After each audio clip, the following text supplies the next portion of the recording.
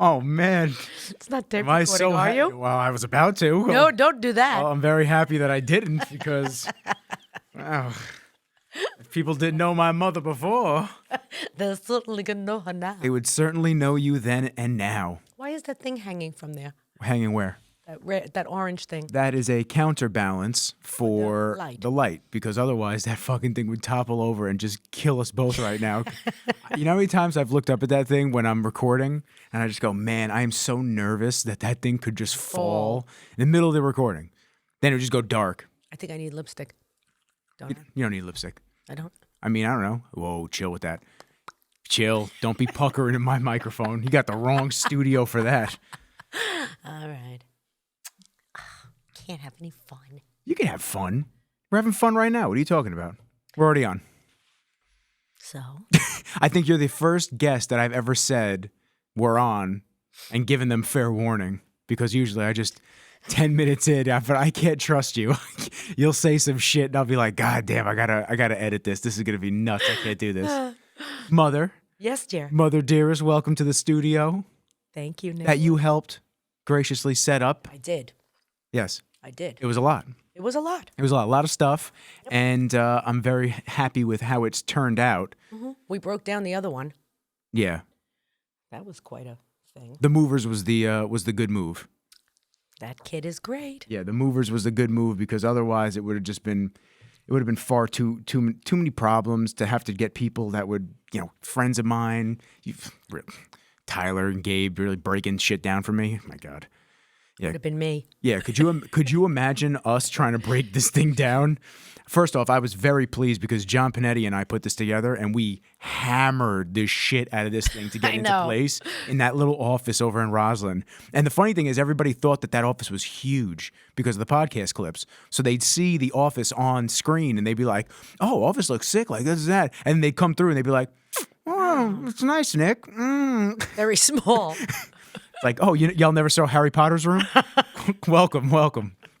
We're you know, the one under the stairs. Yeah, we filmed the cupboard scenes in my Roslyn office. So, like the Jeffersons, we moving on up. That's it, right to the top. It's all good. I love this place. I know, I do. I love this. It was, great. I'm glad we're not boiling now. No, Tyler was a liar. No, he was not a liar. I was stripping on that episode. It was getting bad. I know. If I was just a little bit leaner, the camera would have cut to me in the next clip. I would have just been sitting there without a shirt on. But I couldn't do it. I was like, fuck it, I'll just enjoy. No, it's cold in here now tonight. Well, that's because I had the window open and everything like that. So, anyway. Yep. Welcome to the studio. I just said it already, but now I really got to start it fresh. Welcome to the studio. I appreciate Mother for coming down. Yeah. A lot of you guys know my mom because she's been in stories of mine on Instagram, and she's just been... Yeah, I have to listen to all those episodes to see what you've said about me. Oh, I've said only good things about my mother. I was concerned over, all I kept thinking of was, what was his name? Bam Margera? When he used to beat the shit out of his dad? Mother. Yeah, he used to beat the shit out of his dad and just abuse his mom. I said, if not even... No. No tricks. No tricks. Me. No, there's too much expensive shit in here. We can't be doing tricks and stuff like that in here. We gotta hang out and just drink our mindset. Shouts to Nick Karalakis and Caged. And what are you drinking? I gotta try that. Element. Love that. Got you on the sodium. Watermelon. The watermelon and the citrus are the two best flavors. Mm-hmm. The mango chili's okay. I didn't try that yet. Which one? Mango chili. Mango chili is okay. I like the citrus one. Mango chili tastes exactly how it sounds. Mango chili. It's so in water, it's kind of like you get a little bite. And then what's the other one? They have chocolate. I don't know how I feel about chocolate. Chocolate water. What's the other one? Chocolate water. Yeah, I'm already loving this mic stand that I'm able to actually. It looks good. Yeah, that I'm able to actually speak and look at you. It does. It looks good. Oh, let me see. What else do they have? You see, I spent so much time on hair. Where's Lisa Tuccarello when I need her? That's your girl. That's my girl. Shouts to Lisa. Shout out to Lisa. But these things, can't we do something about these things when women come on? No. Why? No, because we used to do no hair. Ruining my hair, man. But do you see how bad you sound when you start talking over here? All right, I'm wow, see how much better you sound? Get with it, lady. Okay, I'm right here. Yeah, get with it. All right. I'm gonna do the. Hold on, I'm gonna do the. What? Chocolate caramel. I don't know. Chocolate salt. Grapefruit salt. Grapefruit would be pretty good.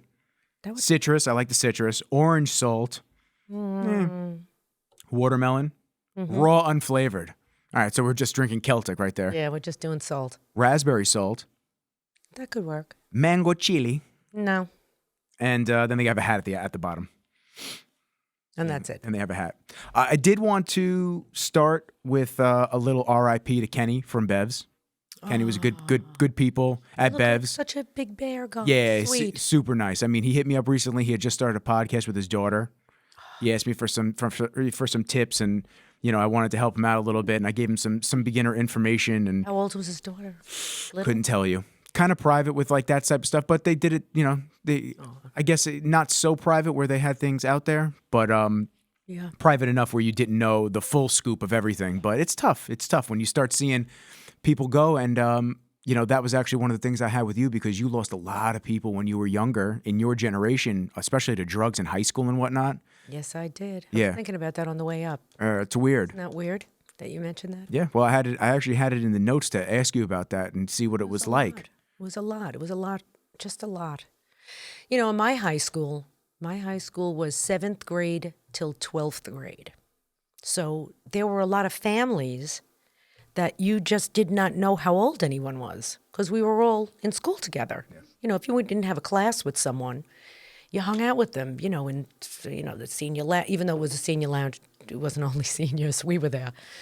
And, even in the, the auditorium or at the outside in the schoolyard, even on the bleachers. We used to hang out on the bleachers at night. We had nowhere to go.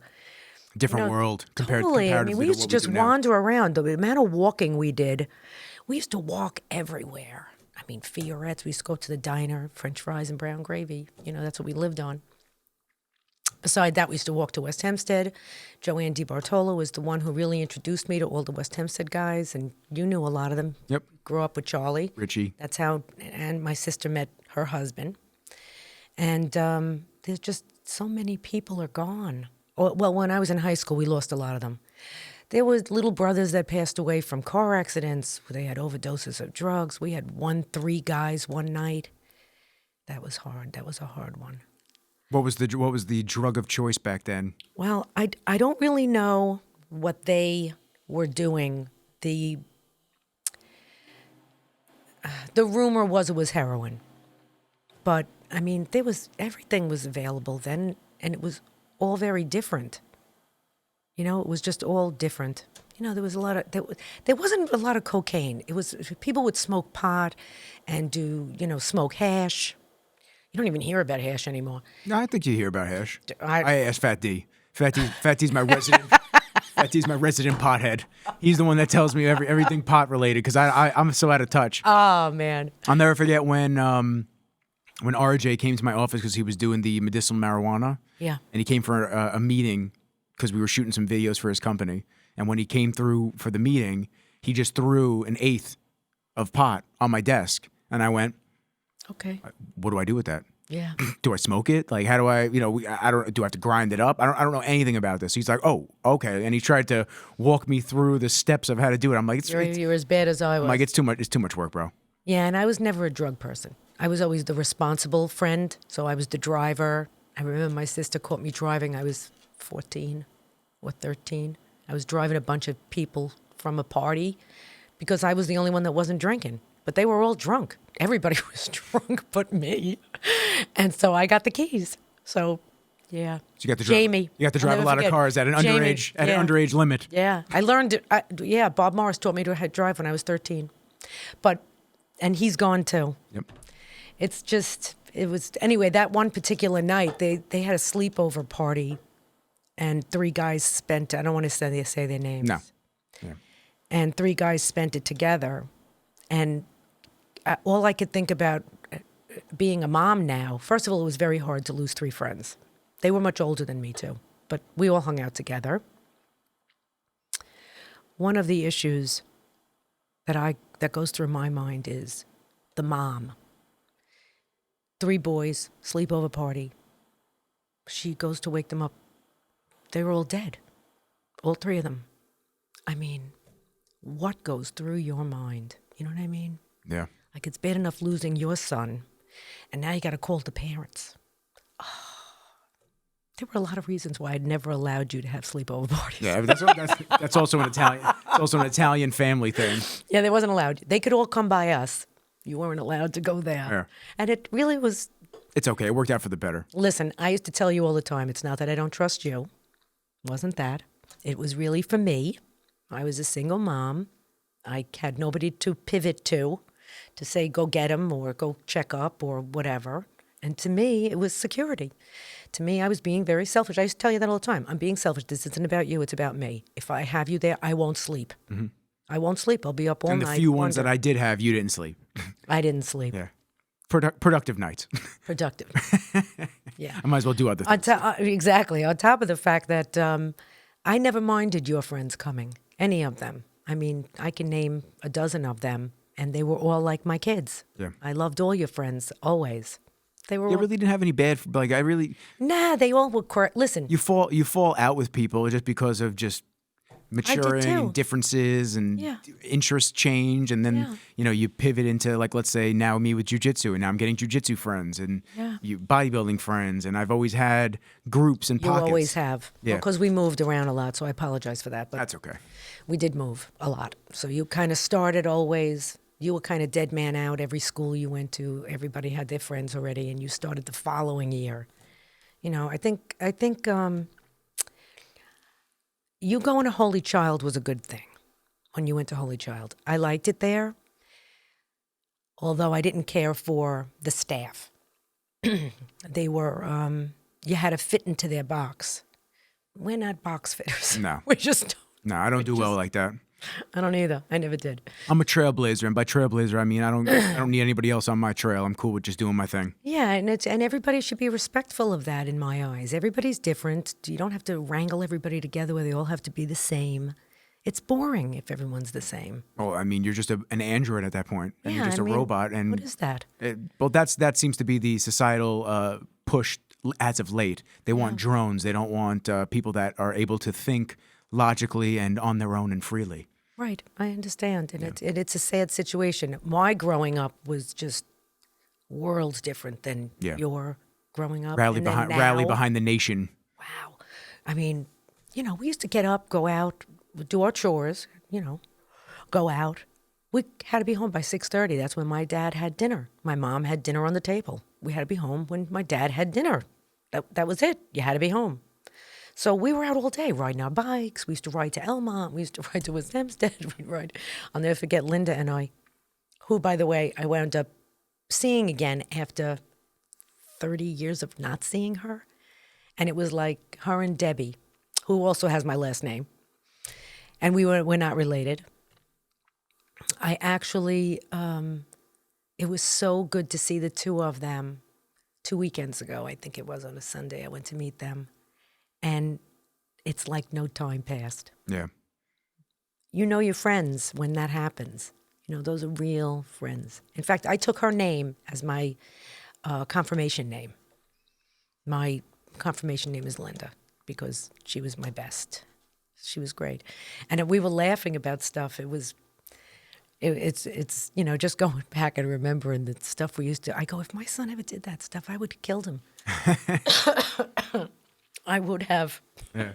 I mean, we didn't get into trouble. We were there was nothing to do. So you wandered. Nothing to do, and there were no cameras. Exactly. We didn't have phones. Yeah, no. Pay phones and deal with that. Yeah. They were $0.25, I think. Cigarettes were 55 cents. 55 cents for a pack? Uh-huh. Damn. Yeah. Now they're $15, I think. 14 and change, something like that. Yeah, 55 cents for a pack of cigarettes. And we used to go into the bar. One of our friends, Kevin, his father owned the bar on Hempstead Turnpike. And we used to go in there and go to the machine real fast because he'd go, you're not allowed to, We go, just getting cigarettes. We weren't allowed in the bar. But what was gas back then? Oh, I don't remember. I remember my first car, though. But I could look that up. I'm sure they have historical data of what gas was. What year? 70s. In the 70s. What, 70? I was 13, maybe, I don't know, 75, 4, 5, something like that. Yeah. Let's see. Here we go. I mean, just think about it. 13 years old. 1974. What do you think? What do you think it was per gallon? Oh, I don't even have a clue. Just give me just a rough guess. National $1.50? average gas price. $1.50, $1.80. You ready? Two? Ready? How much? 53 cents. Just like cigarettes. Gas and cigarettes. Gas Cheap. and cigarettes. Yeah. I don't know how much joints were. I don't know because I never bought them. But they must have been pretty cheap. Well, you used to get paid in drugs when you worked at the clubs, which we're going to get into in a few. Yes, I did. So, then you'd have to barter it off and get paid. So you were a secondhand No, it dealer. was the bartender. That's what I'm saying. Yeah, you have to change it out. Yeah, he had a scale behind the bar. There you go. Here you go. They just gave me that. And Yes, now, give me my money. at the end of the night, you got to cash out at the end of the night. Yeah. Can't. Yeah. Give me my money. I don't want this That shit. was John. I loved him. He was great. So now we're talking about school and what was it like growing up with Grandma and Grandpa and Angela as your sister? Well, Because I never had a sibling, only child. Hey now. yeah, I know. I always wanted more kids, Nah. but Didn't work out Nah, that I wouldn't be good on you sharing. weren't good at sharing. No. Yeah, no. I don't share, Mom. You weren't okay. good at sharing No. ever. No, don't touch my things. Ever. Remember the lady in the daycare? Yeah. Yeah, I was. What I do? I took Sergio. Sergio. Yeah, he took my blocks or some shit like that. Yeah, don't touch my blocks, man. No, you were very upset Nope. and you cursed in Italian. Grandpa was so proud of you. Yeah. I mean, listen, The woman called me up. Sergio. And said, Sergio "Ooh." touched my shit. She goes, "Your son has such a temper." She said Sergio wanted to play with him, and he was not having any of it. And then he said something in another language, put his foot down. He was kicking. He was just. Oh, I had to put him in the corner. I went, "Oh," I said, "What did he say?" And I said it. I'm not going to say it. Don't say it. I'm not going to say it. I go, Genetically- "What did it sound like this?" So she says, "Yeah." I go, "Well," I said, "Yeah, that's Italian." I said, "Yeah, I said, don't take it personally because I believe it has something to do with your sister's crotch. But just don't take it personally." Hey, listen. I don't know if you have a sister. Everybody could get the smoke. Don't tempt me. Don't touch then my I went home. blocks and don't tell me what to do. And I went home and said to my father, "Daddy, Nicholas is cursing in Italian. You were like this big. How old were you? You were like 3? I don't even know. You were so small." God. And I said to my father, I go, "Stop teaching him." He says to me, he goes, I'm not teaching him. I'm not teaching him anything. I go, "Well, he said this," and I said it. And he goes, "Oh, yeah? He said it good then." I said it with the whole dialect and everything. Oh, God, it was too much. Well, that also just goes to show you that as Italians, the fiery rage is just built into the bones. It is. It's coded right in. It is. And it comes out, and we just have to have that grandparent to just give us the programming of like, hey, it's there. Just this maybe is what you want to say when you start getting that rage. Yeah. Thanks, Grandpa. Well, I'm a single parent, as you know, since But we were going to what it was like in family. Well, family, my parents with me not having you Grandma, yet. Grandpa, Angela. Back then, what was it like? I went out a lot. I went and stayed at my friends' houses, and I was out a lot. And my sister was always very artistic. So artistic, not autistic. Yeah, right? Oh, my God. Artistic. God, why'd you pause like that? Artistic. What's up with you? And she's very creative. So I had a lot of fun with Ange. We used to have drawing contests. She was very much into bird watching. So we'd go watch birds. Bird watching, wow. Yeah, we'd figure out which birds were which. You were wild in the 70s. We were little. Listen, my parents were workers. Yeah. So my mom always worked. She was a lunch lady at the school. We didn't get away with much. She worked at Bosie's. She worked very hard. My mom and my dad worked hard.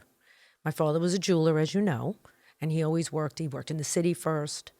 He worked at Fortunoff's for many, many years in the repair area.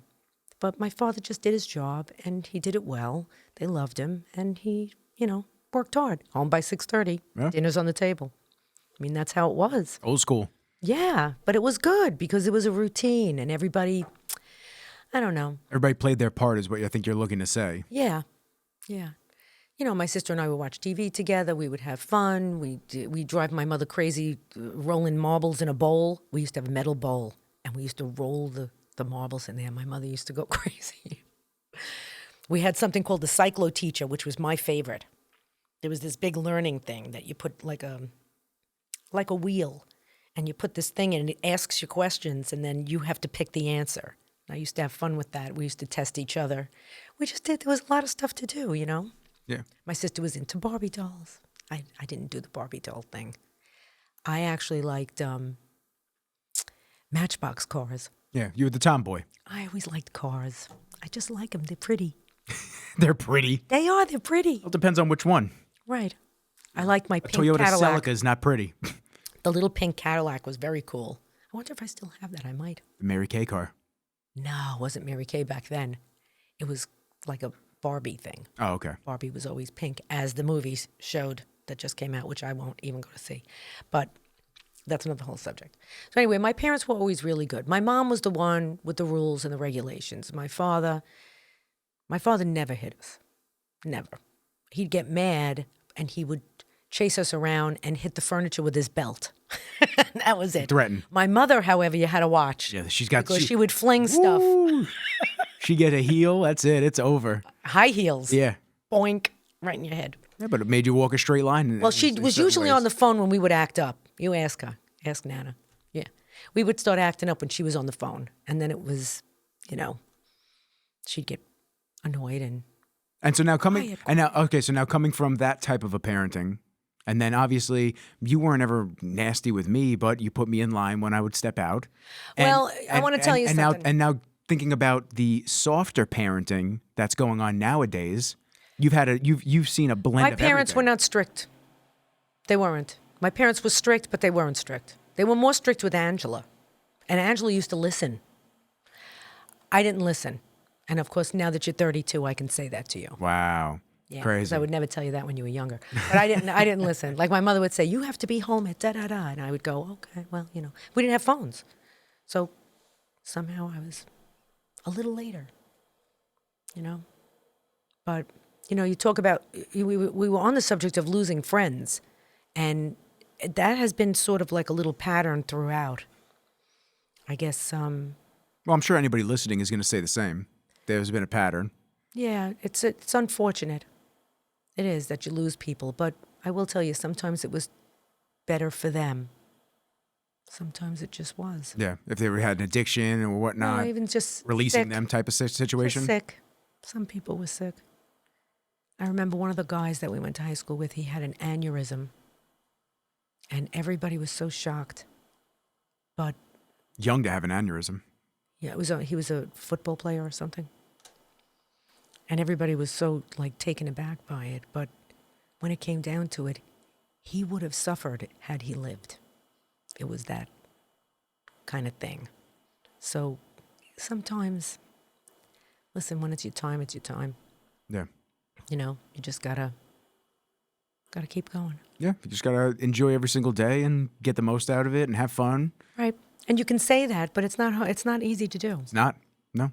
You know, it really isn't. But what I was going to say to you was, I didn't come from a very strict home. I came from rules, and my parents were very tolerant. Okay. As long as they knew what I was doing and what was going on.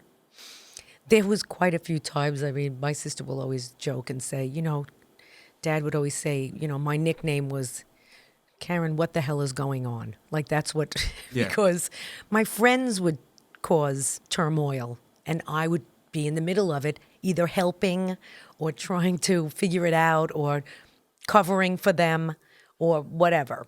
So just... That's crazy because... that's why I was very strict with you, by the way. That's what I was about to say. What? How... I was very when strict was with you. when was my curfew? I think until you were, what was it, when you were 25, 24, it was still 1 o'clock? Yeah. Only if you had somewhere to go. Only if you were at a party or something. Which I really wasn't at. Right, but I was either working or going but there was to the no gym. wandering. Yeah. You're not allowed to wander. Nothing good happens after midnight. Is that it? Give a tip to the youngins. Give a tip. Really, there's nothing good that happens after midnight. There really isn't. There isn't. You could have just as much fun in the afternoon as you can at night.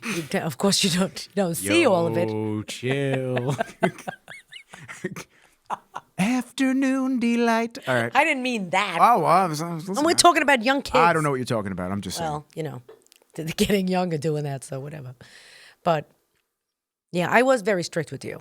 And the reason was because I was witness to so much. To the atrocities when you're not. Yes. Yep. It's tough. It's tough being a parent. It's tough being a dog owner. You know, you just want to. Where is he? He's right next to me.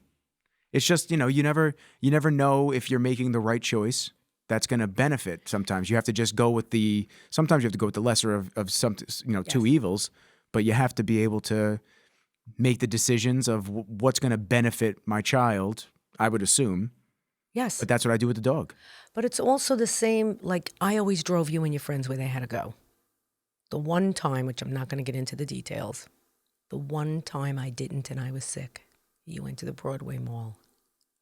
Do you remember that? With some movies. Is that when I broke my hand? No. No. What, we get into a fight there? No. The other parent came to pick you up, was intoxicated. Oh, that's right. Oh, that's right. The one time. That's right. I forgot about that. The one time. Swerving. I'll never forget that. Yeah. The one time I didn't do it. Yep. I was sick, but I got up. Yeah, when you hear some shit like that, it's tough. Yes. So, well, and that goes back to, not allowing sleepovers, not allowing me to stay at certain people's houses because, you know how you run your house. Yes. And you run it tight and you make sure that everybody's good, even when you have visitors over and other places. The only thing other places are like the fucking Roman Coliseum. That was Kathleen's house. The Roman Coliseum. Yeah. Go ahead, say it. When we lost you. Yeah. Couldn't find me for hours. That was so bad. Slept over there. Couldn't find me for hours. Where's Nick? Couldn't find what happened was... She's like, Nick's here? The next morning? You called. That's what I called. So we went to the party. You used to get a little, freaked out after a while because there was so many kids. There was a lot of kids. And you was used to doing your own thing. And you were used to being alone. She knows the story. I hope she listens to this because Kathleen, that was a night boy. So the wind up is, this was up in Huntington Harbor. I was living in... I think it was 110. It was Melville. Yeah, it was. Melville. About that time. So anyway, you say to me, Mom, they asked me to stay. Could I stay? And I'm like, but it's Kathleen, so I'm saying to myself, they're like your cousins, And I love the whole family. So I said, Kaz, it all right? She goes, oh, yeah, it's fine. Well, look, everybody's here. She goes, it's fine. I go, okay. So I'm driving home. It must have been 1 o'clock in the morning. I'm driving home and I'm going, oh, I'm not going to sleep. I know I'm not going to sleep. I got home, got in bed, laying there. I need you to elevate that voice, Karen. You're whispering in everything you're saying. Okay, you got to bring that volume up. I go home. I get up in the next morning and I call and Kathleen answers and I go, hey, Kat, how'd everything go? Are the kids good? She goes, yeah, everybody's fine. I said, okay, I'm going to be up in a little while. I'm going to come up. I said, is Nick there? And she says, just like this, she goes, Nick? And silence. And I say, Ka, Nick stayed with you last night. So she goes, oh, well, we'll find him. I go, wait a second. You'll find him? I said, when was the last time you saw him? So she goes, oh, I'm sure he's here. And now I hear her. She's yelling down the basement where all the boys were. How many kids did she have, just to give context? At that point, I don't think Paige was here. No. So... Dawson, Connor. Yeah, Mike, 5. Eddie, No, 6. Riley, 6. 6. And then they had other friends there, too. And other people were there, yeah. That's a fucking Brady bunch. I love them, though. They're the best. Of course. The best. Anyway, so I'm already getting my clothes on. I got 1 foot in my jeans. I'm trying to get my clothes on as I'm getting dressed. I'm going, Kathleen, please find him. And she's yelling, Nicky. She's screaming all over the house. Do you know where he is? No. Nobody knows where he is. I'm now in a total panic. So now you're thinking of that drop that they had off the back of their house. They lived on a cliff. Yeah. And I'm going, oh my God, did you? She goes, well, they were playing hide and seek. That's all she had to say. They were playing hide and seek. Oh my God, he's in the ditch. I'm flipping out. I'm driving up there like a lunatic. You know there? You know where you are. Do you know? I think so, yeah. You with the girls. Yeah. He was in Riley's room. It was quiet in there. Yes, that's what you said. Too fucking loud. He was sleeping on the floor right next to the bed. Yeah, too loud. Nah, it's too much. Nah, I like my privacy. I like my quiet.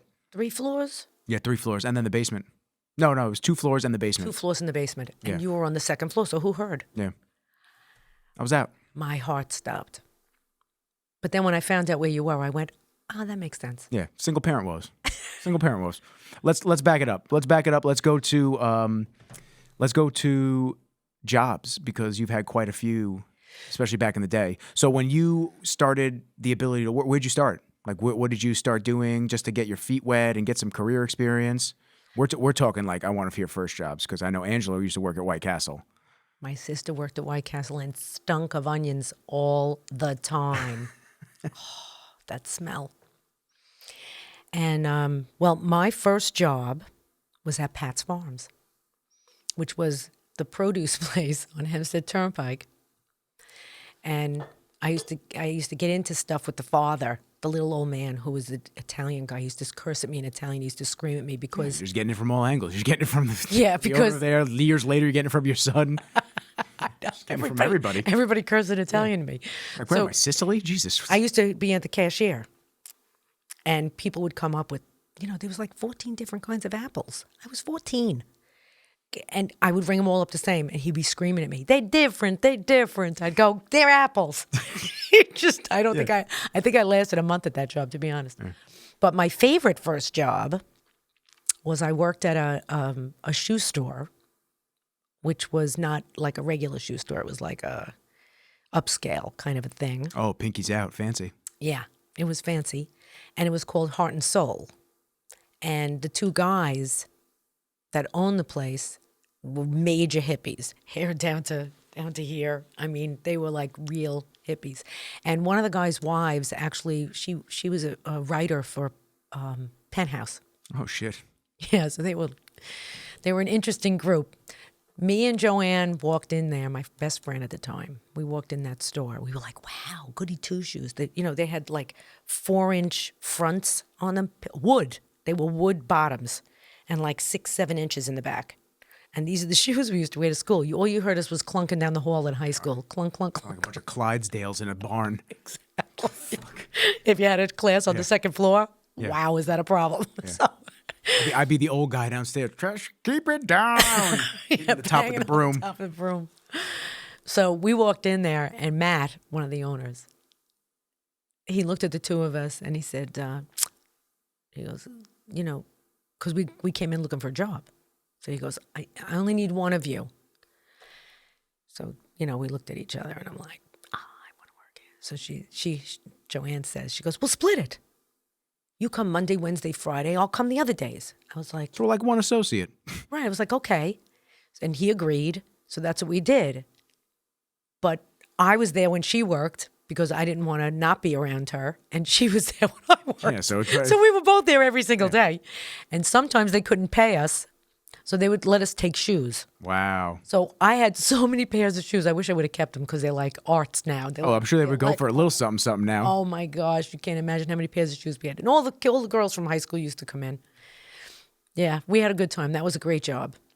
And then next door they had a clothing store with another guy. One of my friends, my old friends, actually worked there. But yeah, we didn't ever get involved with them on that side. But we were the shoe people. So it was right across the street from Klein's, which is now, I think it's National Liquidators. Ooh, still. God.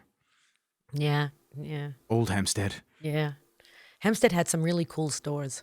We had Denny's Depot, which was a head shop, right by, where was that? That was like in the heart of Hempstead. We used to love going to that store. My sister used to buy all this fancy stuff there, like real hippie stuff. We had fun. Our hippie auntie and sister. Yes. Yes, our photographer. Yes, hippies. Our photo and art design. Yeah. And so what else? What else did you do? Like, you didn't stop there. No, I had so many jobs. I'm trying to think. I mean, after Heart and Soul, I worked as a waitress. Not in the clubs. I was too young still. But when I started what was it like dating, working as a waitress? Well, I worked in a steak place. Actually, it's Testarossa now. Oh, really? Right over here? Yeah. You drove all the way the fuck over here? That's what I had to. Damn. I know. From Hempstead to Syosset. 17, yeah, I was 17. Was Syosset bumping back then? What was it like around? No, Wasn't really anything going on. no, restaurants, stores, same as what it is now. It wasn't really any. But yeah, I worked. It was Steak Loft was the name of it. It was one of the people that own all the other places now. Like what's the stuff on 110? 110. Not Scotto. Yeah. It was them? That was like their first one in the family? Yeah. Interesting. I worked for them way back. They were very nice. I wouldn't think they wouldn't be. No. They were very nice, but it was a very small situation at the time. They didn't have all those places. Yeah. So I worked there for a while. Once you start while. dividing and conquering. But then I got tired of it. I just got tired of it. And I worked at a place in Roosevelt Field. Now, Roosevelt Field did not have a second floor. And it was before they put the blimp in? It was just one lane. It was just one side. There wasn't a whole second side or upstairs. It was just one thing. And the security was dogs. Oh, they had actual canines. Oh, shit. They had dogs. And when we used to do inventory, we used to have to call the guard to get the dogs so we could leave. Oh, yeah, because otherwise they think you're stealing. And they go Well, on high alert. I'm telling you, they were killer dogs. They were just wild dogs. Yeah. So now, did that really detract the crime at No, night? not at all. They still would steal? Oh, yeah, because they'd come in the back. We were on a... that was the front. That was like, So they would just walk around the middle of the store.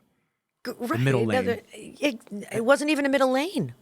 It was one strip of double stores. Like, we would look at stores. That's what I'm saying. To each other, so right. what would be in the middle of you guys? The dogs. Yeah, that's what I'm saying. So it's just like a ravine of dogs and great white sharks. They built a moat. Yeah. That probably would have been more effective, a moat. Yeah, I'm trying to think of the name of that store because I actually just told my sister about that the other day. We were at Roosevelt Field on Sunday, and I said to her... A lot different than what it was. What's it called? I can't remember. It's on the tip of my tongue. I'll think of it. Yeah, you're going to shout it out in the middle of... Yeah, I am. You're like, oh, my God. I am. So I worked there. I loved that. I loved that one. That job was fantastic. I had a great time there. But then, school and everything, and I graduated a year early from high school. And why did you do that? all my friends were older than me. And most of my friends were older than me. I had some friends that were in my grade, but most of them were a year or two older than me. And my girlfriend, Kathy, she was a year older than me and graduated a year early. So she was already gone. And I was with her class then. So my father was totally against it. I'll never forget it. I was so angry. We had to sit down in front of the principal. And the principal says, well, you're going to miss a really good year because... you're going to go to your prom. And I had already been to everybody's proms. Fuck that. I went to proms from the time I was in 7th grade. I went to my sister's prom. Yeah. So Who cares? when one of her friends, the girlfriend, I don't know, dropped out, they broke up, whatever, I had to go borrow a dress from a friend of mine, Fran, in Elmont, because that morning of the prom, the guy didn't have a date. So my sister asked me, I said, sure, I'll go. Got a gown, off we went. Yeah. It was, that's just the way it was. An overhyped dance, I'm good on it, bro.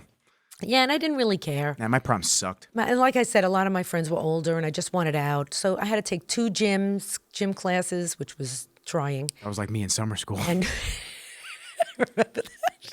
Took 2 gym classes because I just didn't go. Sick. That was actually good training for you. It was. That's how I lost all the weight. And 2 first time. English classes. And one of the classes, Mr. Chabelli, I loved him. He actually knew my sister. She had him for English also. And he said to me, because I hated English class, it was like, really, I got to read all this stuff. And he said, he goes, look, I know you're really good with the artwork. He said, because my sister and I took a lot of art classes. So I said, you know what I'll do? You give me what you want to give me to read. And instead of me writing a report, I'll make a poster. And he said, fine. You'll make a poster, as in an art project. Yeah. Okay. So that's what I did the whole year. And he had all of my posters up all over the classroom. Nice. And I got an A. Yeah, my teachers would have told me to go scratch. Well, your teachers I had a fight with. Oh, God. I couldn't Hated stand that guy. Oh, Remember that guy? That's one of them. Yeah, the dude that put his hands on me. Yeah, that's one of them. Yeah, that went over. Karen, we could have sued. We could have been millionaires. What's going on with this? He hurt somebody that I'm sure following he did. year, He's right? a jerk off. Yeah, he's a jerk off. Oh my God! He deserves to get choked out in front of the whole school. He says to me, "You don't mind if I give your son a present?" I said, "You aren't allowed to talk." Oh, I remember that. And he gave me that awkward. He like brought me to class. It was a resistance band. Did he say he made it? Yeah, bro. It says hoist right on the side of it, son. I was like, yeah. Listen, pal. You're not allowed to talk to my son, especially alone. For context, for people that are listening, basically the shortened version of that is my buddy and I at the time got to school early. We got dropped off early. We were laughing our ass. I forget what we were laughing about. It was the three of us. Jay? Yeah, me and Jay. We were laughing our asses off and just we were just joking around about something. And then one of the security guards came in and she they always busted our chops because we were always the ones in trouble. So she goes, "Hey, you two, what are you doing here so early?" And we start laughing. We're like, "Oh, stop it." Like we're just going, "Stop it." And she's going, "You guys better not cause any problems right now." And we're just like, whatever, like we're laughing with her and she's laughing back. And so we go back to our conversation, and I don't remember how it transpired exactly, but I remember he just like walked up to the table very cartoon-like and like stood there and stared at us. And then Jay and I just turn and look, and I go, "What? Hi, can we help you? Like, what's going on?" And he goes, "You think you're really fucking tough, don't you?" And I go, no, but why are you speaking to me like this, grown human? Like, what the fuck is going on here? And then he's like, I got girls in my 6th grade karate class that could beat the shit out of you. And I went, okay, didn't ask. Great, bro. And that's when he like grabbed me by my shirt collar. Yeah. And I went, choking you and I just went, hoodie. Yeah. And I just went, you're going to have to let go of me before I beat the fuck out of you. I'm just letting you know that. Like, I don't care what you think you know, but like, you're an old, disheveled, decrepit old man. I will break your hip. Like, it's gonna end well for you, man. I don't care how much training you think you have. Yeah, he was not having it. He just wasn't. He taught the special ed and then he class. shoved you around, I remember, and that's when the principal. No, it was only one. It was like that one, and then he walked away. And then Soto started acting up. He broke the window. Right. Then everybody was like wiling out. It was an excuse for them to act out. So, and that was really it. But it was just, Principal was great. I loved him. Yeah, Mr. Murray. Mr. Murray's the homie. Great. Mr. Murray was always the homie. Saw me coming. Yeah, of course. They always did. And Mr. Senna. They always saw you coming. Mr. Senna. Yeah. These are the only people I remember from high school. And Miss Ninavaji, who thought I said poontang in class. That was fucking awesome. Like, what? You stupid asshole. Like, I said, I want to watch the movie Pootie Tang. And she just goes, "You think you could just say whatever you want in my class? Get the fuck out." I'm like, I got that phone call. Okay. And I went down to Mr. Senna's. Mr. Senna was the assistant principal. And I went down to Mr. Senna, and he's like, "Nick, what are you doing here?" And I just went, "I don't know. Miss Ninavaji thinks I said poontang in her class." And I said, "I want to watch the movie Pootie Tang." And he goes, "Oh, Jesus." He goes, "Nick, just go play handball, go do something, and then be back by the time the period ends because she's going to come down." And I said, "All right, cool." Did it, played handball, came back, and I sat there. I was all sweaty. She was like, "Why are you sweating?" "I don't know. I don't know what you're talking about." Yeah. I got that phone call. Yeah, I'm good on that. I just wasn't, me, I wasn't a school kid. I didn't like, once again, being told how I should think and perceive the world. And all you had to do was what they asked you to do. No, fuck them. Puppet masters. I don't play that game. Leave me alone. I know. I got a lot of phone calls. Leave me alone. I want to do what I want to do. And I get that, you have to go through and, do the curriculum and everything and all this bullshit when realistically none of it mattered. None of it mattered. Well, it does give you a well-rounded... No, it doesn't. It doesn't. I've never had to use any of the information that I was presented in high school, especially in today. Never. Maybe, okay, I think the most important was probably English and grammar because it taught me the foundations of how to speak properly, how to write. I still don't, but how to... I speak good and shit. Like I speak okay and stuff. Yeah, it's I think it gave me the basis for what I needed to know. And I mean, snoring. My God. I would say all the math, hypotenuse, isosceles triangles, dog shit. It's crazy. Never. When have I ever sat there and been like... Okay, I want to tell you, though, when have I ever sat there and been like this? The one thing, though, that triangle's they have 90 gotten degrees. rid of that really they should have kept was kids should know how to write in script. Why? Because they should. Why? Because you have to have a signature. Oh yeah, why? From when the revolution starts? You're such an Fucking stupid. You're an ass. You really are. Oh, what? When Ben hits me up and says the war is on, I got to write back with my quill? The hell out of here. Oh, my God. What year did you say you were in high school?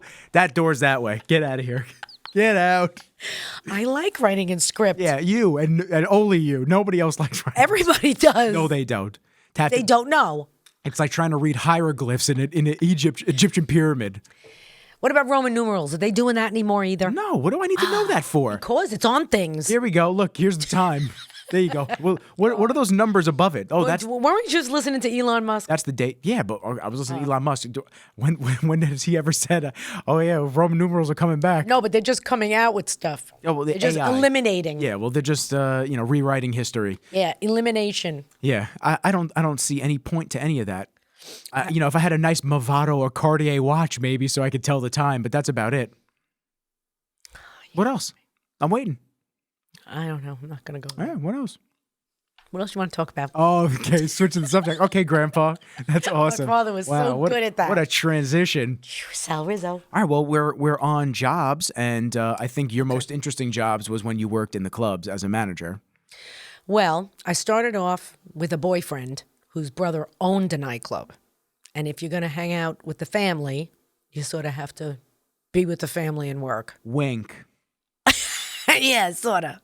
They went away to college. No, they were all really good. None of them went to college? None of them went. Okay, so if Not that I know of. some of y'all will get that reference. Anyway. Henry Hill, anybody? He didn't come to the club. No. Other people did. Yeah. But anyway, so I waitressed there for quite a while and made a lot of money. I'm sure. Yeah, it was a lot of money. And it was a very respectful place. It wasn't actually like a sloppy, Well, like every club nowadays? Yeah, no, nobody touched you. You weren't allowed. They weren't. They'd get their arm broken and thrown. Oh, yeah. Yeah. So that nobody ever did anything wrong. So after we broke up and they sold the place to other people, I stayed. I was asked to stay. And then I managed some of the girls, the waitress staff. And then there was like other areas, like the coat room, and they had a sundae bar. And Sundae bar? made sundaes. Ice cream sundaes in the club. Yeah. We served food. Wait a minute. Okay. I've never heard of this ice cream bar. Sprinkles, hot a fudge? supper club. It was a supper club. Supper club? Yeah, people actually sat. There was an area of tables up on one side, and then down on the dance floor. If there was a show, like we would have shows like Tavares, or there were bands that played. I'm just thinking about Tyler and I going to a club like that, Yeah, it and was like really people are nice. just bumping and grinding on the dance floor, and him and I just face deep in an ice cream fudge sundae. Yes, that's just right. looking at the club like It's "We should true. probably go down there, but this fudge is sensational. Well, you got to realize there was a lot of drugs. Oh, Jesus. People got hungry. Oh, there you go. That's why they had the ice cream bar. Yeah. If it was nowadays, they'd have a mac and cheese bar. So, would you like the buffalo chicken mac and cheese or the regular Gouda? No, we had a really good menu too. We had good food. And the food was good. Yeah. It wasn't crappy food. And where was this club? Out east or was it around here? That one was in Franklin Square. Okay, so it was close. Because I know you managed out east as well. Yeah, I did. That was actually I worked out east at a place called Le Mans, like the car. Very fancy. Very fancy. It's now it used to be, it turned into a store, and then a Pier 1. It was Pier 1. Oh, I know what you're talking about. Where the split in the road. Yeah, right next to the diner. Southampton Yes. Diner, which is now called, it was called the Silver Lining Diner. Yes, and that Thank is your you. company. That is my company. No, I didn't own the diner, but my company name is Silver Lining. So anyway, I worked out east, and I wasn't supposed to work out east because I was working at the club in Franklin Square, and I was away on vacation with my sister. We went to the Hamptons, and I was walking down the street, and my sister said, "You're always working. You really needed to take the weekend off." And I was like, all right, well, we're here. We're having a good time. Walking down the street in East Hampton, and one of my friends who was the manager of the nightclub out there she starts yelling, Rizzo! She's screaming, and I go, turn around, and there she is. And I went, oh my God, how are you? My sister goes, you're not working. You're not working. You're not going to work. She goes, I lost one of my girls. She goes, I promise I'll put you in the best spot. So I could make a couple. I could probably make a couple scots. So I said to her, well, how much can you make? So then she told me, and I said, Ange, I'll see you later. What was it? What was it, roughly? You have to give an exact number. It was probably around $2,000 a weekend. $2,000 a weekend. And back then, that's big money. It was like 10 grand. Yeah. You know, that was like ridiculous. That's just for Friday night and Saturday night. What year? Oh, God, let me think. Find out when Le Mans was open, and that was the year. I mean, what was it, 20, not 20, Jesus. No, was it the 80s? Yeah. Okay, so I'm just going to say in 1985. Nah, 83. No. 80? Yeah, Okay. earlier, because I was still not really of age to be. Here we go, inflation calculator. Thank you, U.S. government. Yeah, it was a lot. $2,000 in 1980 is equivalent in purchasing power to about $7,500 today. There you go. An increase of $5,500 Yeah, over 43 years. I'm telling you, I made a lot of money. The dollar had an average inflation rate of 3.11% per year between 1980 and today, producing a cumulative price increase of 273.53%. There you go. Thanks, guys. Thank you. Y'all doing a crackerjack job. Seriously. And so what was that like when you went to that club for the first time? Oh, I loved it. Did you mesh with everybody cool? Like, okay, was everybody cool? Nah, everybody was cool. Actually, it was the While best. you're telling the story, I got to give Kenji his pill. I want to tell you something. It was the best nightclub I ever worked at because you used to show up and the bar staff already set up your areas. You didn't have to do anything. You go in, you waitressed all night. The club closed at 4. It was 4 o'clock in the morning, right? We closed at 4, and then we banked out. And then the bar staff would clean up. And that was like, seriously? You guys are cleaning up after me? I usually have to wash floors. But yeah, it was great. Sorry, I know you were just sleeping. Ah, puppy. Do you need treats? I have treats. No, he's okay. So that was actually a really good experience. I liked working with her, and she was great. Unfortunately, I heard that she had passed away. Another friend of mine that went early, breast cancer. I hate that. We have a sore subject, a sore spot for that with Marina. With Marinara. Yeah, marinara. So it's unfortunate. I've lost a lot of friends there. And actually, one of my very best friends when I worked out there, another, not to keep bringing up bad stories, but she died in a plane crash. Stevie Ray Vaughan style. It was, she was going on vacation, and the plane crashed. I lost her then. She was a good friend of mine, Diane. Tough. I loved her. She was a lot of fun. We had a great time together, her and I. But again, it was just, nightclubs were tough. It was tough jobs. I had a lot of burn holes. You used to be able to smoke in the club. I had a lot of burn holes, burn marks on my legs and my arms because people just talking and drunk and throwing whatever. shit, ashing. Yeah. And then, you have the And actual, I don't then you have the a actual tolerance. assholes. Yeah, The I don't actual have assholes. tolerance for drunks. I just don't. I don't have the tolerance for it. To me, is time to go. That's what I mean when I say, at one point, working those hours and then going to college. After I graduated high school, going to college, I worked nightclubs to pay for college. So doing all of that, it was exhausting. It's like, I started looking like Dracula. I actually have pictures of myself, and I look at them and I go, oh my God, did I ever see sun? I really look like Dracula. Opaque. Really? Yeah. So anyway, long story short, I worked there, and then they hired me to manage a nightclub up in Glen Cove, and I worked there. And that was good. We opened that place. That was fun. I had 4 owners, though. That was tough. 4 guys who like things done their way. Yeah.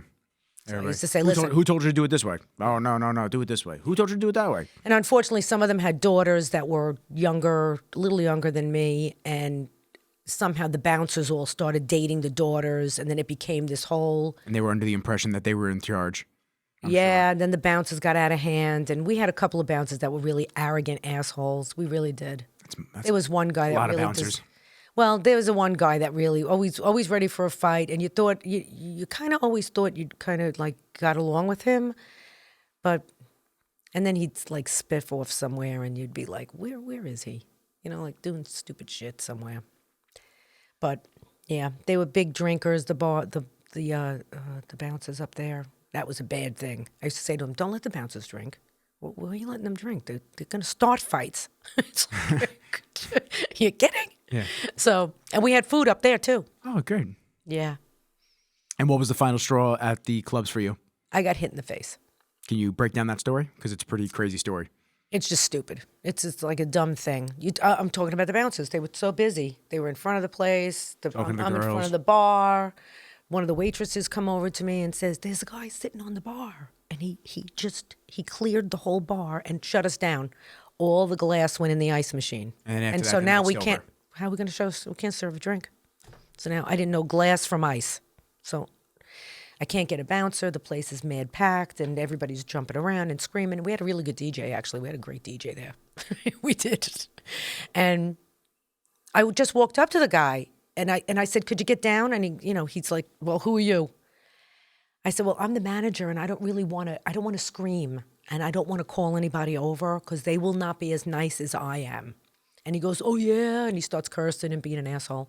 So I go like this and I'm trying to call the bouncer over and I turn around and he punches me in the face. Yep. Out cold? Yeah, I hit the back of it was the bar and then there was a wall. And I went back into the wall and I fell. But I never saw that guy again. He was gone, never saw him again. But again, it was just too much. And I said, you know what? You don't pay me enough. Not for this. I need a bouncer by my side at all times. And if you guys can't do that, then I'm out. I got 4 owners, all men, wandering around, coming on, well, I have to be honest with you. They weren't womanizers. They were tough guys. But they used to try to keep everybody in line. I mean, we had a fight one night in one of the ladies' rooms where the girls were throwing glasses at each other, and the whole place is mirrors. I'm like, oh my God, are you kidding me? I'm like, all I hear is crash, crash. I'm like, where is that coming from? As awful as this sounds, I know it's going to sound bad, and I know I'm trying to be politically correct here. Let me think if I'm even going to say it.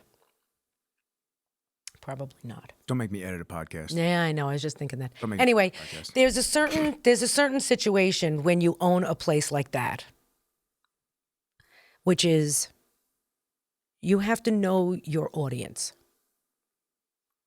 You have to know your audience. That's everything in life, though. And you have to know who you're allowing to come in when there's certain elements already there. Like, there were certain things where I'd go, seriously, just, like the waitress, one of the waitresses, her boyfriend was like this. He would start a fight if a guy talked to her. And I'd go, she's working. And I don't have time for you. So chill. So she'd be working and some guy, God forbid someone did this to her. Oh, thanks, hon. Give her a pat. He's fighting with the guy. Don't let him in. So that was the rule then. Sorry. Don't let him in. You're not allowed. You have to understand exactly what you just said. You have to understand the audience. You have to understand we're working. What's going to mix well, what isn't. And it's like, you're going to put cats and dogs together, and that's it. It was just brutal. Yeah. Towards the end, when I left there, it was like a war zone. Yeah, and then especially you're adding alcohol and drugs. Out. Oh, yeah. And a great sundae bar. I swear to God, if anybody eats the rest of this rocky road, it's on site.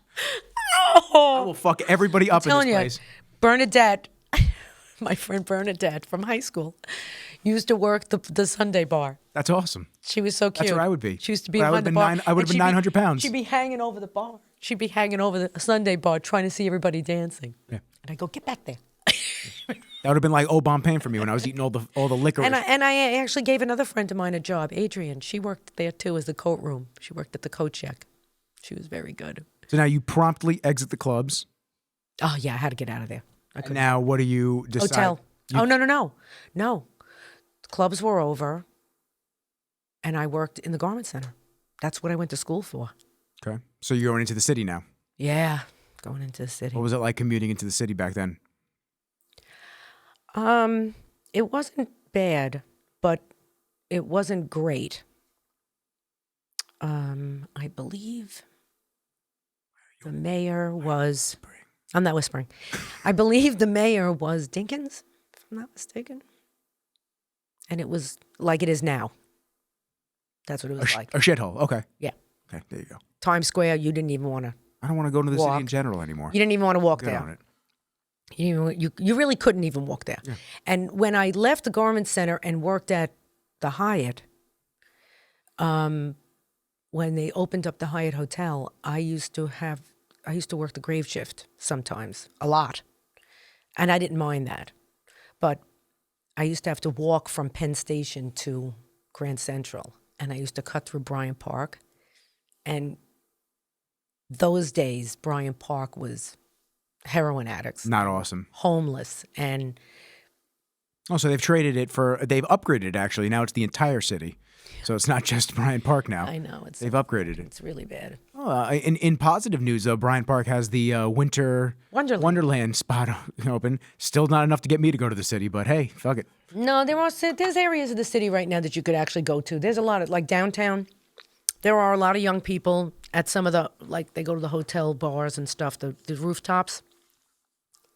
It's just different now. It is. It's just different now. It's a hassle to do things. That's my issue. It's a hassle. You either got to get an Uber, you got to take the train. Yeah. There's always, everyone's fiery. See, we didn't even care about that. We used to drive anyway. I mean, when I used to drive out to the But you guys used sometimes. but you guys used to have people that would be drunk driving, and the cops would sit with them and have a cup of coffee with them. Yeah, it's not the same nowadays. You fuck your whole life up. You have one ticket now. It's true. It's not like that anymore. It's true. But driving there's to the cameras for Hamptons, everything. let me tell you something. Driving out to the Hamptons, when I think about it sometimes, I say to myself, what was I thinking? I would get out of school. I'd get out of my job waitressing at the Franklin Square nightclub. I'm not going to say any names. Nope. And then I would get home 4 o'clock in the morning, get my stuff, and drive. Now, I've been up 24 hours. I would drive to the Hamptons, and there were no lights on the road back then. Yep. There still aren't barely any lights out on the road. Yeah, but you get off, sunrise, nothing. Yeah. Nothing, all the way out. And I would say I think about it now, and I say to myself, if you ever got stuck, you didn't have a phone, there's no lights, and you are just an abduction dream. Yeah. You're just, there you are, in the middle of nowhere. It'd be like Deadliest Catch. You'd have to set a flare off. Yeah. I mean, there were farms then that would, I'm acting like I'm 90 years old, but there is a big difference between... Oh, it's things have changed very drastically in X changes. amount of years. Yeah, drastic 50, let's just say 50 years. Think about how different the world was in 50 years ago. Just for 50 years. It is. It's very different now. It really is.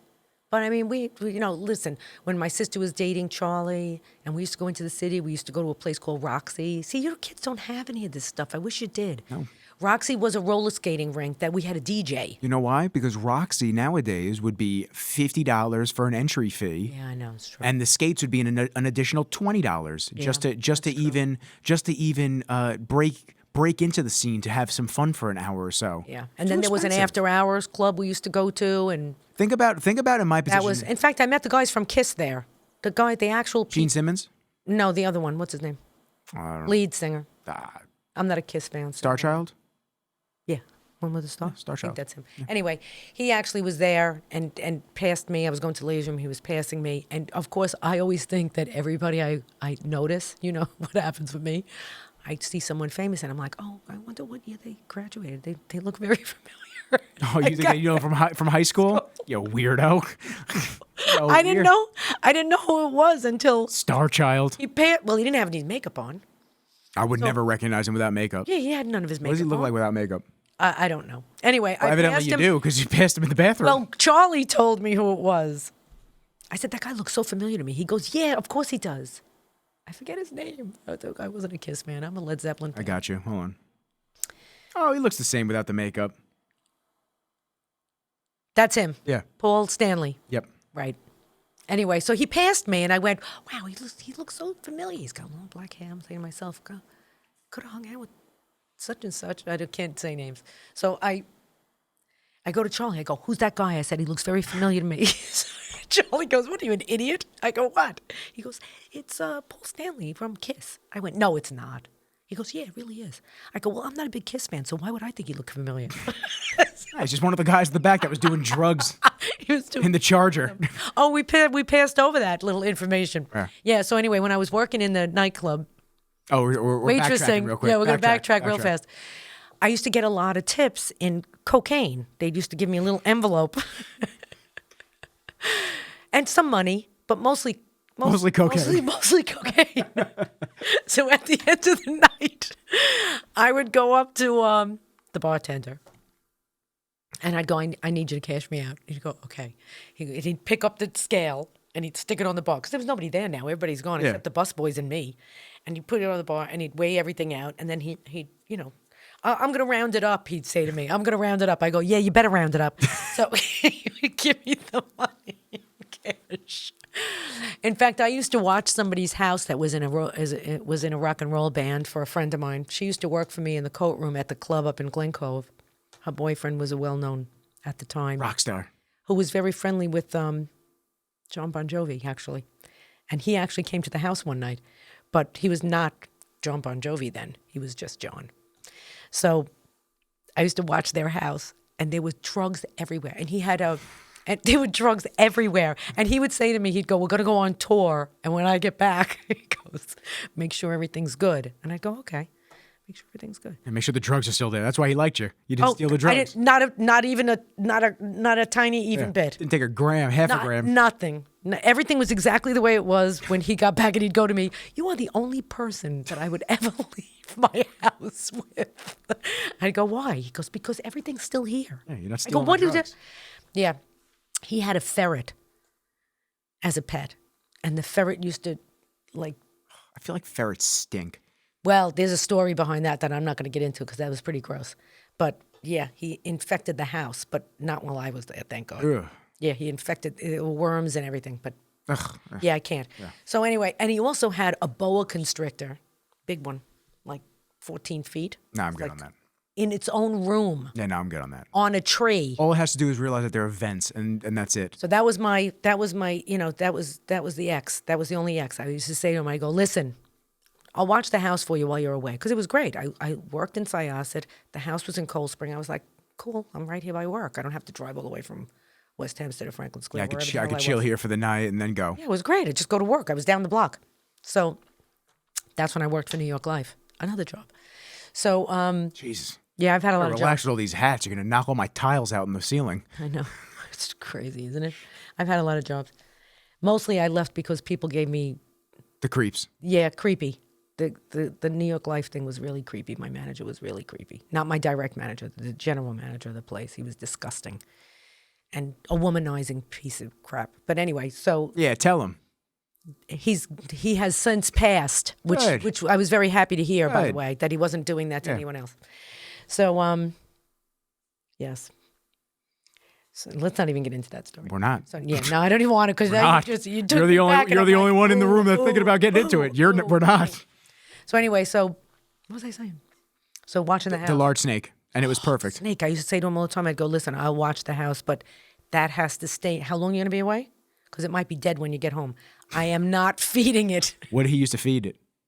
Rats, right? Rats. Yeah, big rats. And throw them in the room and close the door. And I'd go, how do you know he's not like hanging over the door and you open the door? But for some reason, he was okay with the snake.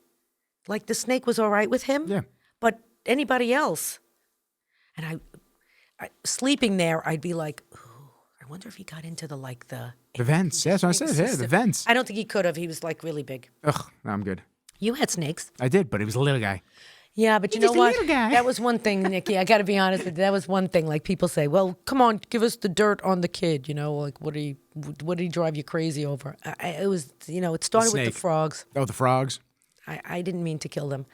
I didn't. Go ahead and tell the story to the masses. Go ahead. Tell them how you killed my little frogs in their little tank. I didn't mean to. Yeah, but you did. Okay, it was a very blonde move. So I was cleaning the house. Murderer. That's what you did. You called me a murderer. Because you are. Home. I think you were 6. You fucking murdered them.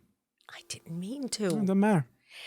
Anyway, they were in a bowl, and they were tiny little frogs. Talk into that mic. Don't talk inside of it. They were little teeny. Too close. They were little teeny. They were little teeny frogs. They were very cute. There was a bunch of them. Did I have them when they were tadpoles and they grew up to frogs? No.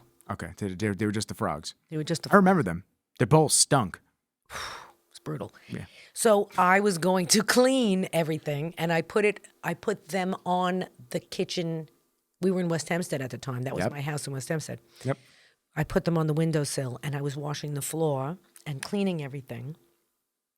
And I thought it was nice because they could see outside. Nice. Yeah. Good way for them to just. Then the sun came. Yeah. And cooked them. They cooked them right in their own bowl. They were gray. Oh my God! When I went up there and saw them, I went, "Oh, Nikki's gonna flip out." Yep. And I went to the pet store and thought I was gonna replace Swap them out. They didn't have any. Yeah, they were all out of Kermits. They were all out of frogs. Yeah. I was screwed.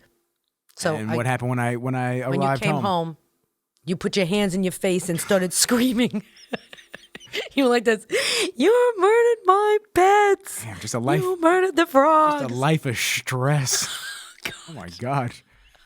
Jeez. It threw my Furby. It started talking Chinese. It did. It started talking Chinese. Yep, The Furby. another. Remember when we moved? Another murderer. Yeah. We had 2 Furbies and we put them in the box. And the mover started moving things and something started talking. Yeah. And he was like, okay, listen. They do. Whoa. Yeah. The movers thought we had bodies in the boxes. The mover goes, hang on. There's something talking in one of these boxes. Feed me. Yeah, feed me. I said, it's his toys. Don't worry about it. He goes, you sure? Well, it's not a person. Yeah. It's a little person. It's not a person. Little person. We had a wee man in the back. It's awesome. It's been an interesting ride. It has been an interesting ride. Yeah, it has been. What did you have to deal with as the graveyard shift manager at the Hyatt? Oh, that was good. I can't tell you that story. I'm filtering. Mm-hmm. Let's just say in that business, when there is anything that happens that is like tragic or an issue, usually they're paying off the news not to announce it. You're saying that corporations pay the news channels to not talk about things? No. Why would they do that? Yeah. Oh my God. A lot of money. Wow, we're just really having our eyes open all of a sudden. We were really good about having cash in the vault. Oh. Yeah. I will tell you one thing though. Listen to this one. You were the greasy palm? Yeah, I was in the front desk. Hey, listen, it was my job. Anyway, and I never knew where it went anyway. It was put envelope, put this there, and do that. And I'd, fine, okay. So anyhow, the wind-up is that with all that stuff that was going on in the hotels at the time, the one bad thing that I hated about that job was the homeless would come and take baths in the fountain in the front of the hotel. And then I'd have to call somebody to come and get them out because they would not get out. And then there'd be a thick layer of film and dirt and oil. It's tough because in one aspect you feel for them. Oh, I felt terrible for them. Yeah, you feel for them. And you tried giving money to one of them and they chased you. She chased me. Alleyway. And she hit me. The last time Karen tried to Yeah, now you're on your own, bitch. Okay. Tried to feed you, gave you money. Yeah. And she was rude. Tough. Wow. Yeah, it was I didn't brutal. expect that. I don't need your money, you bitch. She was screaming at me. I'm like, I'm just trying to be nice. And she's like, don't be nice to me. Okay. Sick. Tipping. Thank you. I'll keep it. I'm out. I'm out of here. Just going. Yeah, I tried. That was Bryant Park, by the way. Oh, shocker. That was Bryant Park. Yeah. Walking through Bryant Park, I always saw the same woman. I felt so bad for her because she had no shoes, and she had duct tape? No, like rags. Okay. Rags tied around her feet and then knotted on top. And I felt so bad for her. So I was like, yeah, let me give you money. And at the time, it was like $20. I thought it was a lot. So I said, I was going to give her $20. And I actually was giving her food. And she chased me and hit me in the back. I was like, yeah, don't touch me. Yeah. Oh, my God. Yeah, she flipped me out. Yeah, that was the last time. So that was it. Sorry, people. I you made up on your own. I made up for it with the homeless guy in Hawaii that I gave food to. Yes, that was very nice. And he was very respectful and appreciated it. I don't know if he was in another world. But he appreciated it. He said thank you. Yeah, he could barely mumble thank you. He was really not doing good. It was very sad. It was very I hate sad. seeing that. Yeah, Just awful. Yeah, I got him waters. I to be honest with you, I wish I got him more. I wish I bought him some more waters, or maybe some like medicine or something from the convenience store. It's tough. They don't want medicine. They don't know what to do with it. They're mentally not together. Well, It's some sad. of them yes, some of them no. It depends on the situation. And then of course I feel for the homeless veterans because we have so many veterans in our family. Yes. And we have so many people that we know that serve. Stahl, Yes. my buddy Zach. We have a family. lot of people that have served. So that's a sort. As this podcast grows, that's the cause that I want to give back to, and I want to have a more of a role and integrated part in helping is the veterans, because I know. the fact that we can make room for people to come into the country. I know, don't say it. But it's not but it's not making it political. I'm cool with immigrants. I really am. We wouldn't be here if it wasn't for immigration. I know. We would not be here.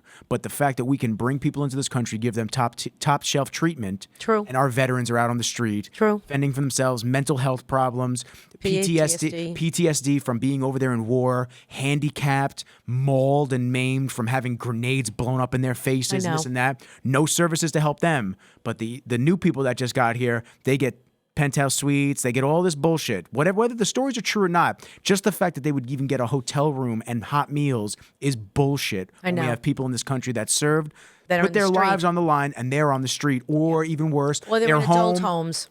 They're home and sick and pacing in their home, and they don't know what to do with themselves. So that's a sore subject for me. So that's what I want to do. I want to give back at some point for that cause, because that is tough. And the puppies, too. Oh yeah, they're the puppies that serve. Yeah. I know. Pause of war. Pause of war. I always give them. That's a friend of mine, Chris, actually does a lot for them. He does a golf outing every year. I'll have to go this year. Yeah. Next year. Next year. Yeah. But no, I understand. So But anyway, so that was one of the things they used to bathe in the. They call the doorman. police, and the police would come. The fire, no, the police firefighters would say. the police would come. They say the firefighters are responsible for this, and the firefighters would come. They're like, police are responsible for and this. then they would call, and they'd know me. Like modern day politicians. I would call, and they'd go, yes, they'd go, Karen, you got to call the fire department. I go, no, they're not going to come. Well, we're not coming either. I'd be like, oh, someone's got to come. I got to get these people out of here. So the doormen would be flipping out that they got to drag them. And I will tell you that they changed that whole front of the Hyatt Hotel now. And this is the one that's near Grand Central. Yeah, 42nd and Lex.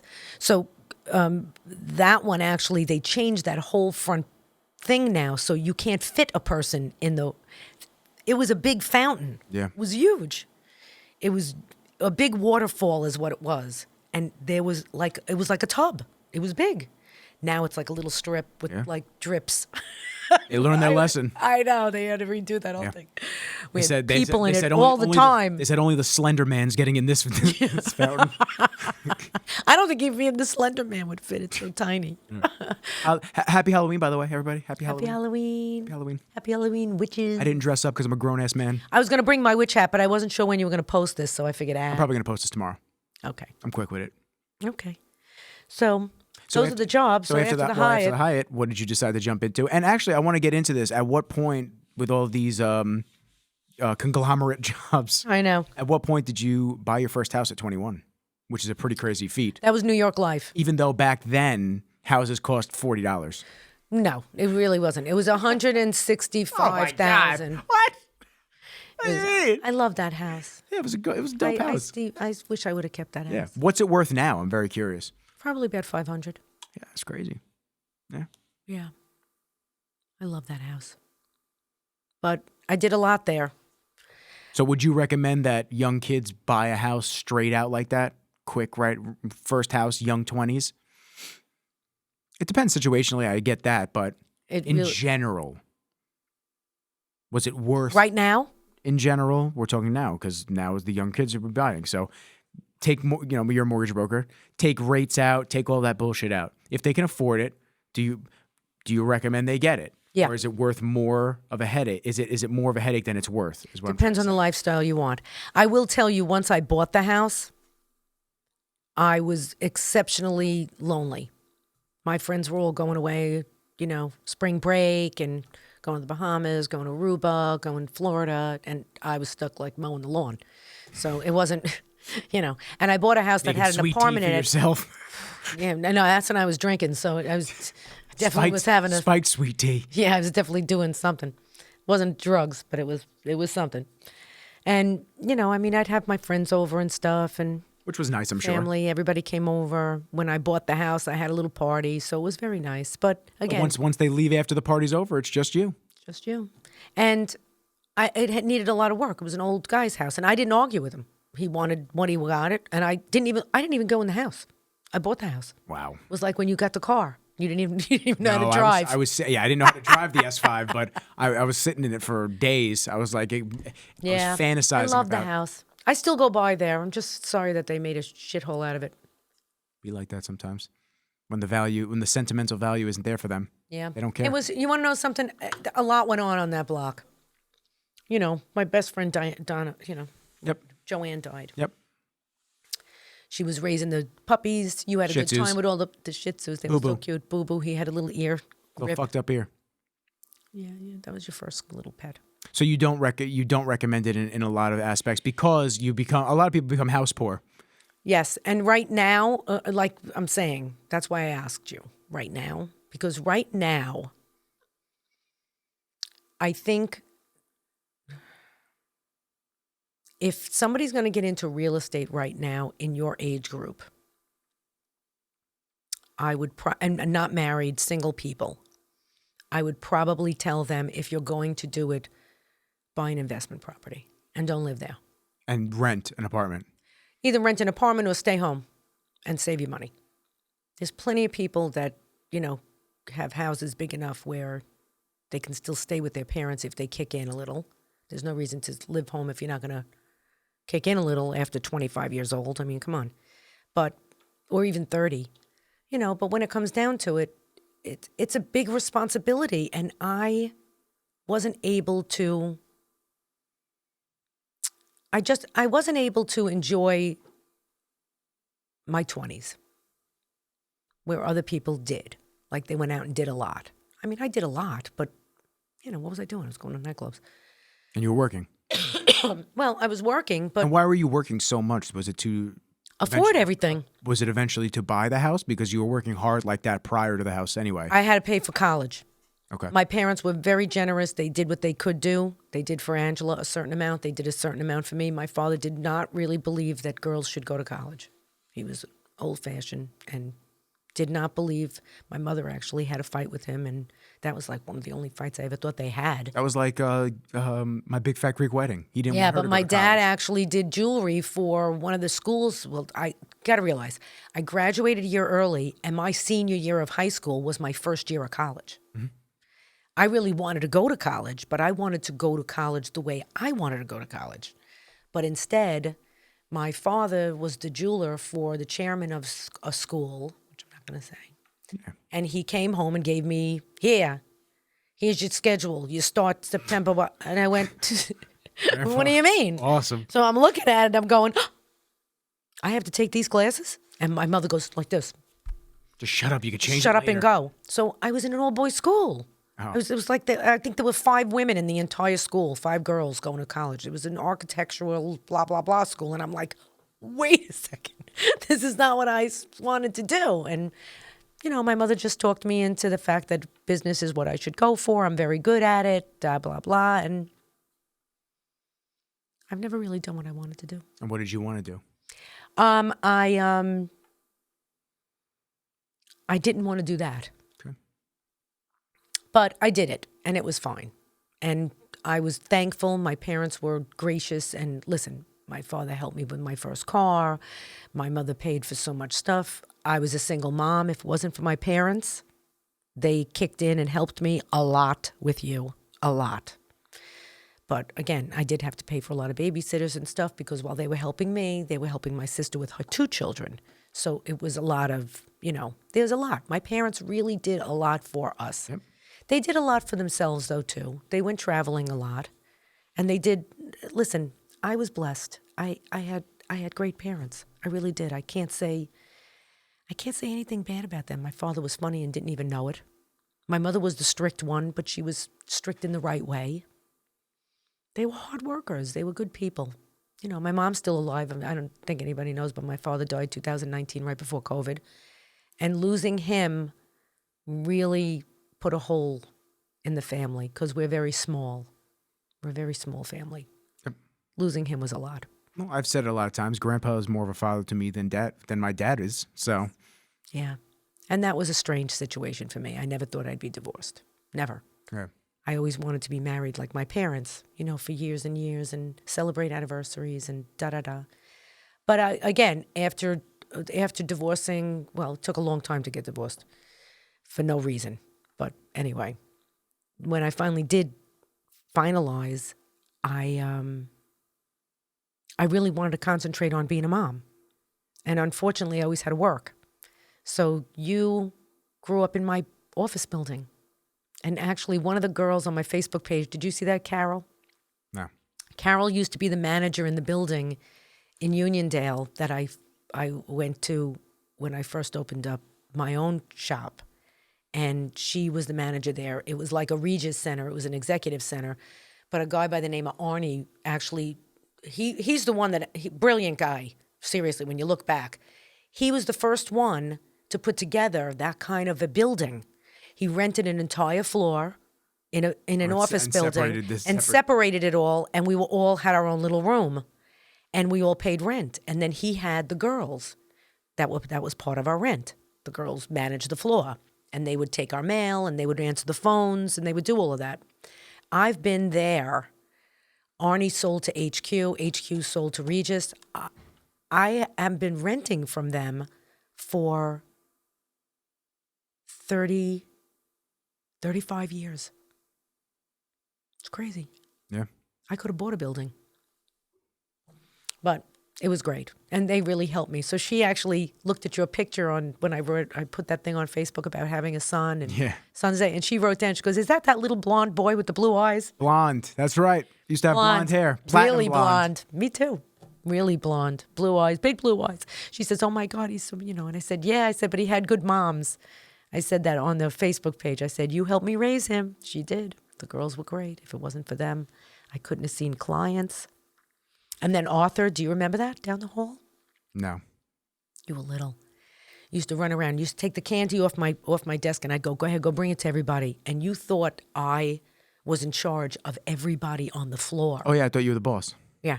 So as you came back with this man, you dragged him back to my office, and you said, "I told him if he doesn't take a piece of candy, you're going to fire him." Meanwhile, he's the accountant down the hall. I go, "I will. I'll fire you." Yeah, that's it. He goes, "Okay, I'll take a piece of candy." Yeah, take it. But he was laughing the whole time. Let me ask again. Yeah. And then Arthur, when I was on the phone with clients, used to like when my sister and I were small and my mother was on the phone, we'd interfere. When I was on the phone in my office, because it was very small, my office was probably, I don't know, a quarter of this thing. Not even. Less than that. And you were like right here next to me on the floor playing. And then I'd get a phone call and I'd go, "Oh, Nikki, you got to go inside. You got to go down the hall and go see Arthur."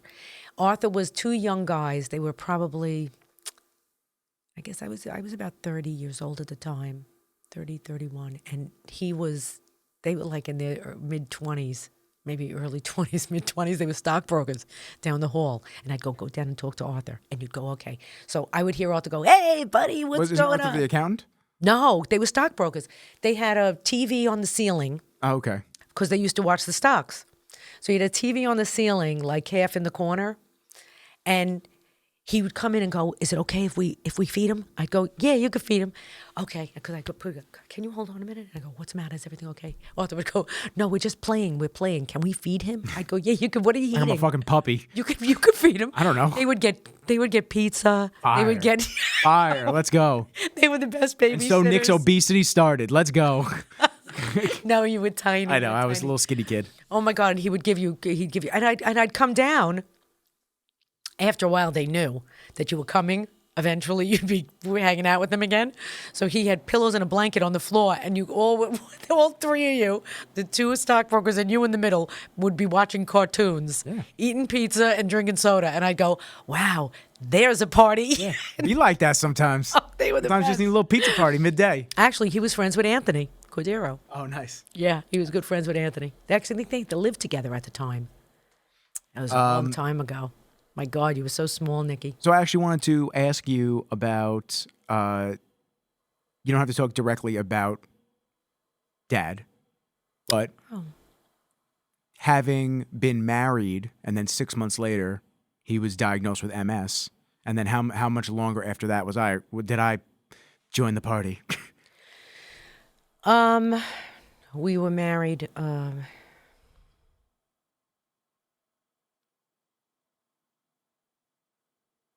4 years later, you joined us. But how But we had already split up. How quickly into the marriage did he get sick? Oh, 6 months. 6 months in. Yeah, we were married, and then 6 months. So 3.5. Later. Well, it was 6 months. He was diagnosed, and then he started getting bad after that. But he had a lot of symptoms already. Yeah, and I've talked about it before. Dad, my father has MS, so it's always been a struggle dealing with that on my side, and I think it affected his mental and things like that. So after you guys split up and I was around, that kind of started you into the single mother realm, and you were really mom and dad for me the whole time. I mean, let's be clear. That's why I use Rizzo. I said that a couple episodes ago. That's why I use Rizzo as my last name. My grandfather, mom's father, was really a father to me, and I was raised by them. So if I wasn't at her office, I was at Grandma and Grandpa's house. Yeah, or you were at my house, and my father was feeding you dinner, which was Carvel. Carvels. Yes, that my father would call it plural Carvels. For some reason. He made everything plural. Daddy, did Nikki eat? Yeah, we went to Carvel's. Yeah. That's not dinner, and Dad. So Nick's That's obesity has a round. We're starting to connect the dots. Very constellation-like. Very interesting. Yeah. You always ate healthy with me. Yeah, but the problem is everybody else I didn't eat healthy with. I know. And then because I ate healthy with you, then I would binge and eat a bunch of bad shit, and then I wasn't moving. You know, let's face it. I didn't have a father that took me out to do things. So no, because he couldn't either. But actually, back then he could have. I remember he brought me to the gym before we went to get sushi one time in Franklin Square, because we would get sushi every Friday night. He brought me to the gym, and looking back on that, we weren't there very long.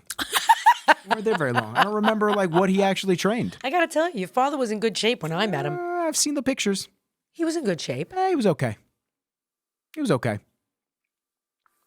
I don't remember him heavy. I think if I had a teleporter to go back in time, and my dad and we had a little scuffle on the street, I think I'd be a problem for him. My little short ass.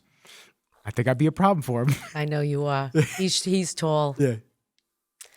I don't know. You got the Rizzo gene. I'm sorry. That's okay. We're cool. Small people. I'm cool with it. Compact. I was comfortable on that Dubai flight. I'm cool with it. We're good. I was able to crunch those knees up. If I was any taller, it would have been a problem. That's okay with me. So, what did you want me to say? So I just wanted to know what it was like having to mentally go through that. It was because listen, it's a mental challenge for couples that get into situations like that because it's a marriage. So you guys are together on that. It's not just he got diagnosed. It's almost like he got diagnosed, but y'all got diagnosed because now sickness and health. Like that is it. It's the start of what you think is going to be a long and prosperous marriage, and it's like, well, we're starting it with an illness. That's tough. Okay, so I'm going to go back to. Something that I said, have that. Maybe loud though on the mic. That's okay. Does he want treats? I have them. No. Anyway, okay, so, I was very happy. I thought I was anyway, with the fact that I was marrying into a large family. And I thought that was going to be something that would be great because I was used to my family and how close we are. And if something happened, you had someone there. Like, when my niece had a car accident, we all loaded in the car and we all went to Stony Brook Hospital. There was no question. We're picking you up, we're coming, we're going. You know what I mean? It's just, that's what we do. But when it was your father's situation, we were very much on our own. Yeah, you didn't realize they were descendants of hell. They were a tough family. Mm-hmm. They were tough. They were very, very tough. And I don't even want to get into it. No, they're not worth the airtime. They're not. They really aren't. I don't even want to. There's no sense. But people are people, and they are going to be who they're going to be. And they showed me who they were. And I knew that we would never be close, which was hurtful to begin with. And then when your father became ill, and he was diagnosed having this, he didn't take it well. And I brought him to every possible doctor mental, physical, just anyone and everyone I could get my hands on. I was researching it and making sure that we got him to the best doctor that we could, which was Dr. Blank, by the way. And he actually runs the MS Society. He was I don't even know if he's alive. He was old when I talked to him. But anyway, that's a long time ago. He was a great guy, great doctor, very very on top of his game. And I think that's why your father's still alive, to be honest with you. But I did tell your father that he should be doing, water aerobics back then. And yoga and all this stuff. And he refused. And the doctor actually told me, not Dr. Blank, but another associate of his had said to me at the time, this is a very difficult illness. And you will find as a spouse that either he will do everything that he is supposed to do, and he will maintain a healthy, long life, that he can enjoy himself, and you can both enjoy a life together, or he is going to make you insane, and you're going to wind up leaving. So I'm just telling you, it's either one extreme or another. And your father went the other. And he just did not want to be around. Yep. So he went. That's okay. Peace. Have a good one. I was just telling my nephew about this tonight. It's funny, I was talking to him earlier before I came out. And he's going through a little bit of a hard time right now. And I said to him, and I mean this, there is no 50-50 in a relationship. There's not. There's 100. You're either in or you're out. It's like being pregnant. You are either pregnant or you're not. There's no in between. So if you're going to be in a relationship, you must be 100% in it. And if you don't think that you can be, don't go there. Yep. Because it's very easy to say I do, and it takes an awful lot of shit to say I don't anymore. And you drag everybody down with you. So, and children suffer. And that was the one thing that kind of crushed me, because you were so little. And to be honest, things got so dangerous in the house that I had to save us. That's really the bottom line. I had to save us. Things were getting really bad. I mean, you don't have to say anything. Yeah, really, They were getting really bad. So I did. And even though I love that house, I wish I never sold it. I did love that house. It's the little house that I always say that. It's the little house that you draw when you're in kindergarten. It's the house that looks like this with the point and the door in the front and 2 windows. That was my house. I love that house. But it was time to move on. I had to get out of there. It was too much for me. It was just too much for me. And then we had the tenant upstairs, which was your babysitter. Remember him? Mm-hmm. He was lovely. Alan. Loved him. Nice man. Thank God for him, too. He helped me out a lot. But then it was just time to go. And then when I met Peter, you really had a good dad there for quite a few years. I know you may not remember it, but you guys got along very well. He coached the Little League team. I mean, he came to every open school night. He prompted you to play the trumpet. He bought you one. I mean, he was really a good stand-in dad. He really was. And he was aight. He really was. He was aight. I know. It wasn't the worst. It wasn't the best. He was aight. I understand. But I understand where you drew the line also. I understand. As you got older, things were different. Mm-hmm. And then we split up. And then I decided that I really needed to be there for you because we were the team, right? Aren't we always the team? It was day one. We're the team. And I just didn't want to bring anybody else home. And I dated here and there, but no one really that I would write home about. Just like I tell you, No outdoor cats. No outdoor cats. Got to only bring home indoor cats. And in my case, it was junkyard dogs. So yeah, it'd be doggy. So I didn't want to. So I remained. And to tell you the truth, it was fine. I have really good friends and family, and it was really okay. Yeah. And I don't feel like in other words, like people say to me, I can't believe you're not with anyone. I can't believe you don't have a steady. And I'm like, but I would if I met the right person, and I haven't met anyone that complements my life that would be 100% in. Important. Yeah. At this stage of the game. I mean, even with Peter. Even at a younger stage of the game. Yeah, but even with Peter, I mean, he really wanted to get married at one point, and I kept saying to him, it's not really necessary. We're really good this way. As long as we both know that we're in. And I mean, we're not drifting and not having children. So, and he didn't want kids. Still doesn't have children. So, you know, I mean, it was okay the way it was, and there was no like, you keep your shit, I keep mine for my son, and we're good. I mean, I don't know how much shit you need, but listen, everybody has their own take on it. He wanted to get married into church if we got married, and I got an annulment in order to do that. I paid for that and made sure I could get married in a church if he wanted to. And just things didn't work out, so we just split. It was fine. I think the important note for that, though, is that you would prefer to be by yourself than to put up with just having somebody. Because it's not even putting up with. It's a matter of not having somebody in your life that's special. Because I have a very big thing about. You and I talk about everything, so I think that I don't even know if we should even discuss this, but I'm going to say it anyway. You know, when you talk about a sexual relationship, anybody can go out and get laid. Anybody can. Mm-hmm. You can do it. There's always somebody that'll say, yeah. You know what I mean? As Jamal says, meet and beat apps. I love Jamal.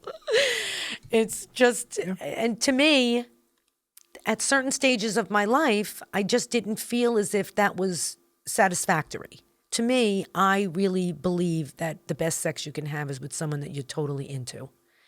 And that's just the way I see it. So when it came down to it, you know, I kept being reminded that it's the third date. Great, like, I didn't know what rules that was. I was like, where are those? Yeah. What do you mean third date? Oh, wait, I didn't get Did I miss something? I didn't get the contract you guys sent over. Was that notarized? Well, it's third date. You're supposed to drop your drawers. I'm like, wow. Damn, son. That's interesting. I said, well, you got the wrong girl. You know, it's invitation only. Hey. And you ain't invited. So, you know, I mean, I don't know. You got to set standards for yourself. And so many people don't have standards. That's how I feel about it. And it's okay. Listen, a one-night stand is fine. One night stand is fine. If you got something going and you get that going on and you have a good time and nobody feels guilty the next day, there's no walk of shame, you're good. But if that's the only way you're having a sexual relationship, then I see there's a problem. That's most of the. Yes, I know. That's your age group, and it's a bad way to be. Yeah, well, it's sad. It's that is the lonelier way than just being by yourself, chilling, not having any drama. That's how I feel about it. Listen, I understand that guys have sex differently than women, depending upon the moment. It's more of a functional thing, and it's almost mechanical at times because they just want to have it. How you doing? Yeah, and it's because that's the way men look at it. And well, it's also because how we're wired to some extent. Yes, and I get it. A little different. I get it. However,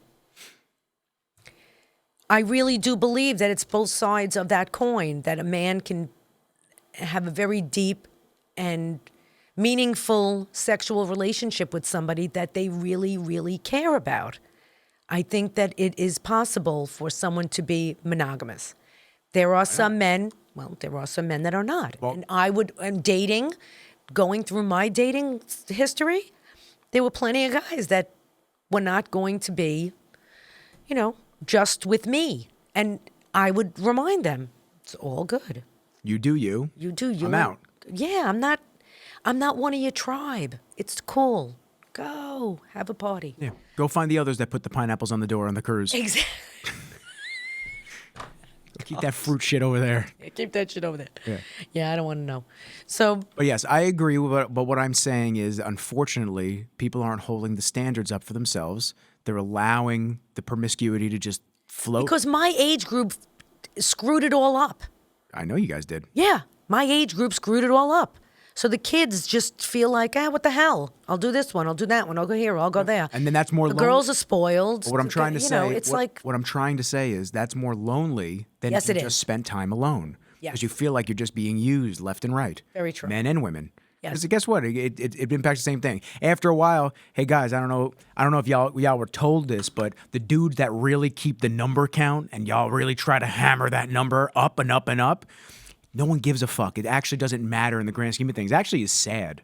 It is sad to me. Yeah, it is. And sad. I actually met somebody that I was very attracted to and really liked him as a person. And it was the biggest turnoff to hear that, what flavor of the month are you sleeping with now? Yeah. It's like, oh, You like that. God. To me, it's like, does that make you more of a man? Well, evidently, in your own mind? some guys it makes it more desirable. To me, I don't understand that. Well, some guys just feel like that's what they got to do. Okay, then if that's what you got to do, go ahead, but then do it but without me. Also be upfront with whoever you're with.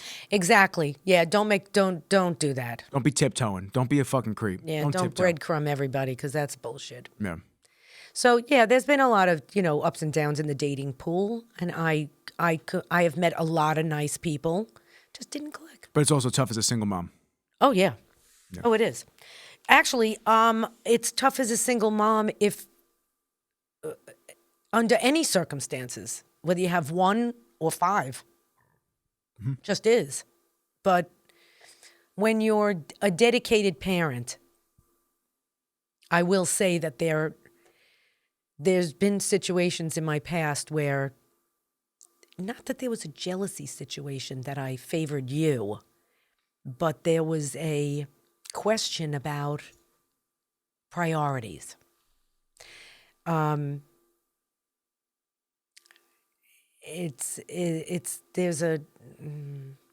like a really thin line with men. They sometimes can be rude when you have a child that's a boy. I'm sure they can. That's a boy. Yeah, I'm sure they can. Because they know I'm either going to grow up and like them or fucking hate them, and I'm going to be a problem. Right. Well. Yeah. And children are, it depends on the type of family that you have. We were always very protective of each other. You of me, me of you. You always had your antenna up. I always had mine up because we were always alone. Team. So, One more. always the team. So, it was a tough time. And then just because of interruptions with having a child, just because there were interruptions, just like you have with the dog. Got to take him to the doctor. Got to take him out. Got to go to seizure pills. 8 a.m., 8 p.m. You know what I mean? There's always stuff. You have a huge responsibility when you have a child. I don't care who you are, you do, and it interferes with your work life. It interferes with your social life, and it interferes with family life. It just does. And either you have someone that's willing to work with you and understand that, or there are a lot of men that never had children during my early time of dating. So it's very new for them. Oh, it's totally new. And then there's always that, I don't understand why he can't just do this, and why do you have to be there for that? And blah, blah. Well, he's my child. Well, I don't understand that. So, my response was always the same. I'd go, listen, I hate to be rude. I mean, to be honest with you, he's always going to be with me. You, not so much now. You know what I mean? Yeah, I'm good on this. It's not going to happen. I don't need the stress. I'm a parent. Either you're in or you're out. We come as a set. I'm sorry. I'm not leaving the kid. It's just ridiculous. Yeah. So, but I know a lot of women that left their children. Oh, I'm sure. And I could never even imagine. I'm flawed when that happens. But again, doesn't make them bad people. It makes them honest people. They can't do it. Go. Don't fuck your kid up. That just always amazes me. I'm not judging anyone, but when it comes down to it, your bravery, just be some type of something that a child can look up to if you're a parent. Or just leave them. Yeah. Just leave them with somebody who can be raising them respectfully instead of in the lunatic asylum that you have now created. Yeah, your own internal one with no government funding. Yeah, it's just, The world is a different place now. It really is. On the topic of raising children, Nick C., one of my buddies from Bev's, he had actually asked about how you felt as a parent with me competing in bodybuilding. Those 2 shows that I did. How did I do, Nick? I was supportive.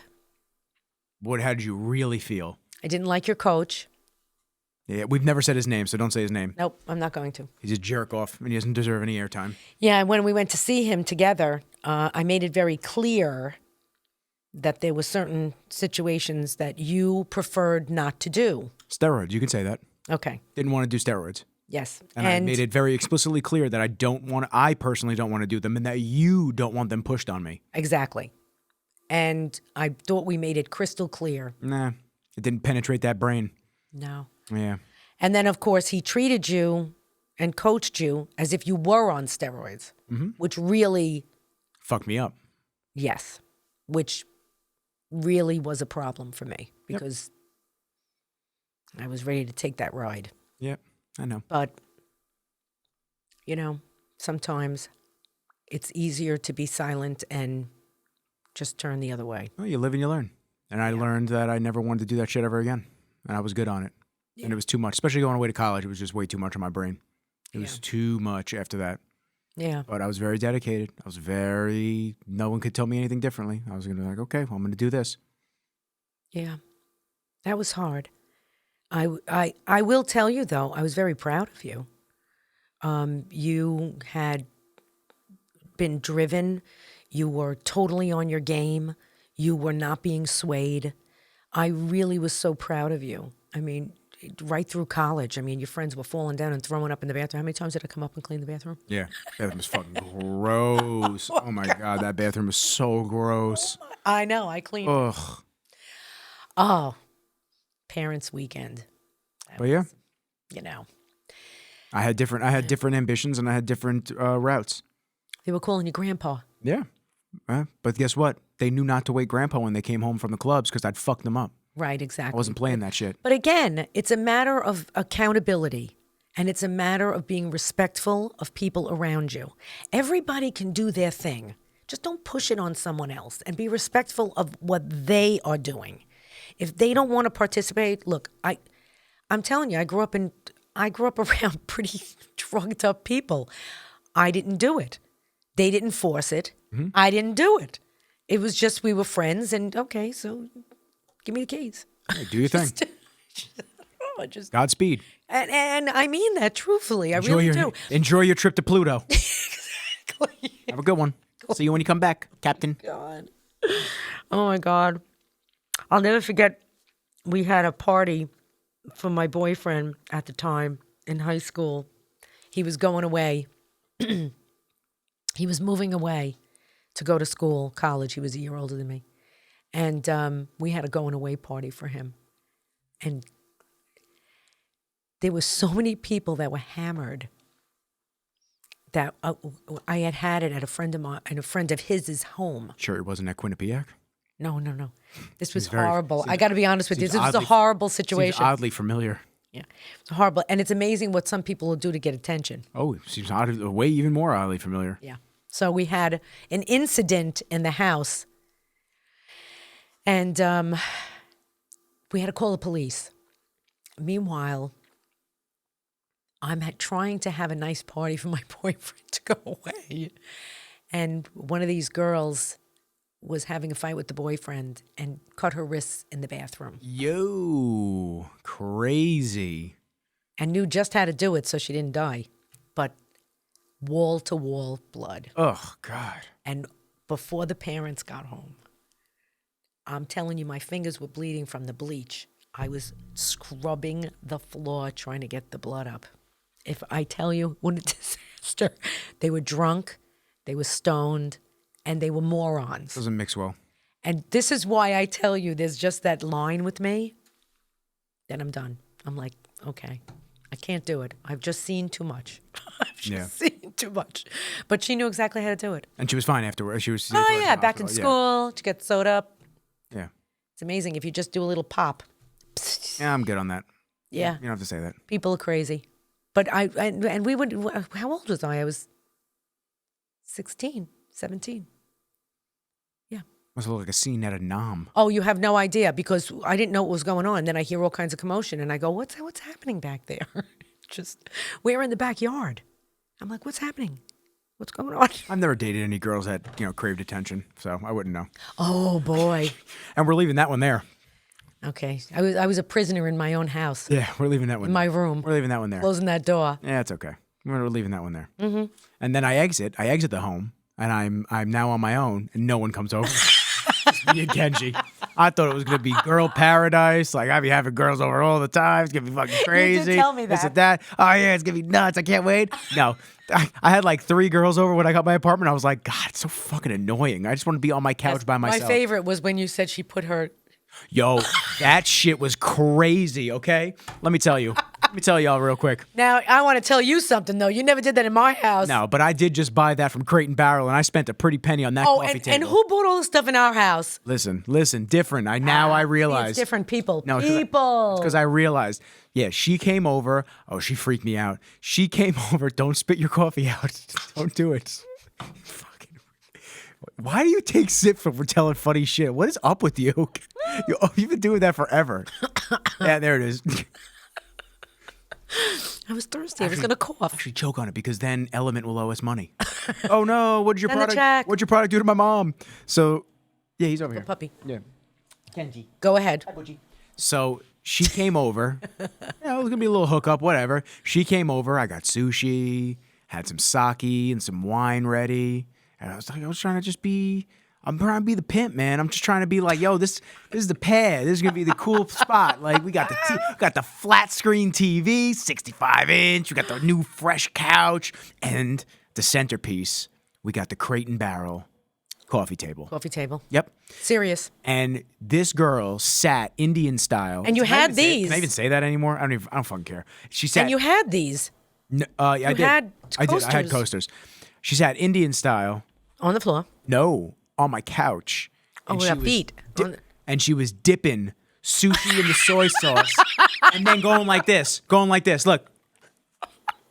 And then eating the sushi. And I'm looking at her. I'm like, after the 3rd piece of tuna, I said... The gray rug? I said, sweetheart, you got to use a coaster and you got to bring that soy sauce closer. She put her fucking cups on the thing. I'm going to get rings on there. I just bought this shit. Are you out of your mind? Yeah. Come back and take a look at my house, you and the dog. Instantly down. Houston, we have a problem. Yeah. Yeah, the problem is she's dipping her soy sauce and she's going to get a fucking mess all over the floor. Outside cat. Yeah, she was an outside cat. Yeah. That's okay. Yeah, she hasn't re-entered the home ever again, so we're good. Because she's an outside cat. I know. That's why. I left traps out there and I double bolted the front door. We're good. We don't have to worry about it. Nope. Stay out there. Stay out there. Stay out there. Mother said. No drama. Stay out there, please. So what are we doing now? I don't know. I'm trying to think. Like, I don't really want you to get into mortgages and shit. It's boring. It's boring. And it sucks. But I will tell you. You have a list Can I just say, though, going from financial planning from New York Life into the mortgage business, I've been in the mortgage business now 39 years. It's a long time. And I will tell you, it was always a very satisfying career because I always liked to help people. And that's why New York Life was good also, because I always liked to help people. I like to direct them, make sure that they got everything safe and put together well. It's unfortunate that there's been such crazy ups and downs in my industry since 2008. That crash killed us. And then, there's been others since then. So the last 10 years have been even longer, but about the last 10 have been a big roller coaster ride. And my advice to younger people in my industry, which I know a few of your friends are, and stock people, because I know where that is also, same type of mentality. A lot of people get in the business, they make some nice cash on a couple of deals. They work hard for it. It's a very hard industry. It is. You're dealing with people's emotions. It's all personal information. People that really kind of, unless they really trust you, do not want you to know their personal information, and don't realize that if a salesman's like me, once you close the loan, you forget all about it. You don't even know what they have anymore. I don't remember anybody's file. I don't. It's like, I just wanted to get you closed, made you look good. We're good. You're closed. That's it. Next. So my point to younger people in my industry is this. Don't be a cowboy. What I mean by that is you're not in an industry that covers your ass. You do not have residual income. Your next deal is the only deal you have. The last deal paid some bills and put some money in your pocket. So you absolutely must put away 6 to 8 months worth of your bills. Rent, car payment, insurance, everything. 6 to 8 months of your bills must be in the bank at all times. Because when the market falls apart and the closings are way apart. And it will, and they will. And it will, and it does, and I don't care. I listen. I look at these best originators in the world. This one's done $7 billion. This one's done $8 billion. God bless you. You must have a team. You must have, you must have a lot of people under you. You're getting a piece of everything. You're a manager, or you're this, or you're that, and that's great. And I'm very thankful for everybody in my business that you're helping all of these people with their dreams, which is to buy a house and manage their lives, which is fantastic. It is. And I do commercial stuff too. I do a lot of consulting work, private money, hard money. It all depends on what somebody is. I'm actually a non-producing sales manager at Silver. So there's a lot of stuff that I've done over the years. I did close my own 1 to 4 family company many years ago. After my processor decided to retire. I wanted to kill her, but she was the best processor I ever had. She really was. Julie was the best. And after that, I just sort of wanted to participate a little further in more of a consulting capacity. So I do a lot of stuff, but if you're a loan originator, you really do need to pay attention. Don't be a cowboy like a stockbroker. Oh, I made money. Oh, I made $600,000 this year. And next year you might make $2 million. So, you know what I mean? It's dollars. Like $2, exactly. Not 200,000. $200, Yeah. $20,000, whatever it is. You can get sushi one day. Sometimes, and if you're sick and you can't work, you have to really pay attention to the lifestyle you want.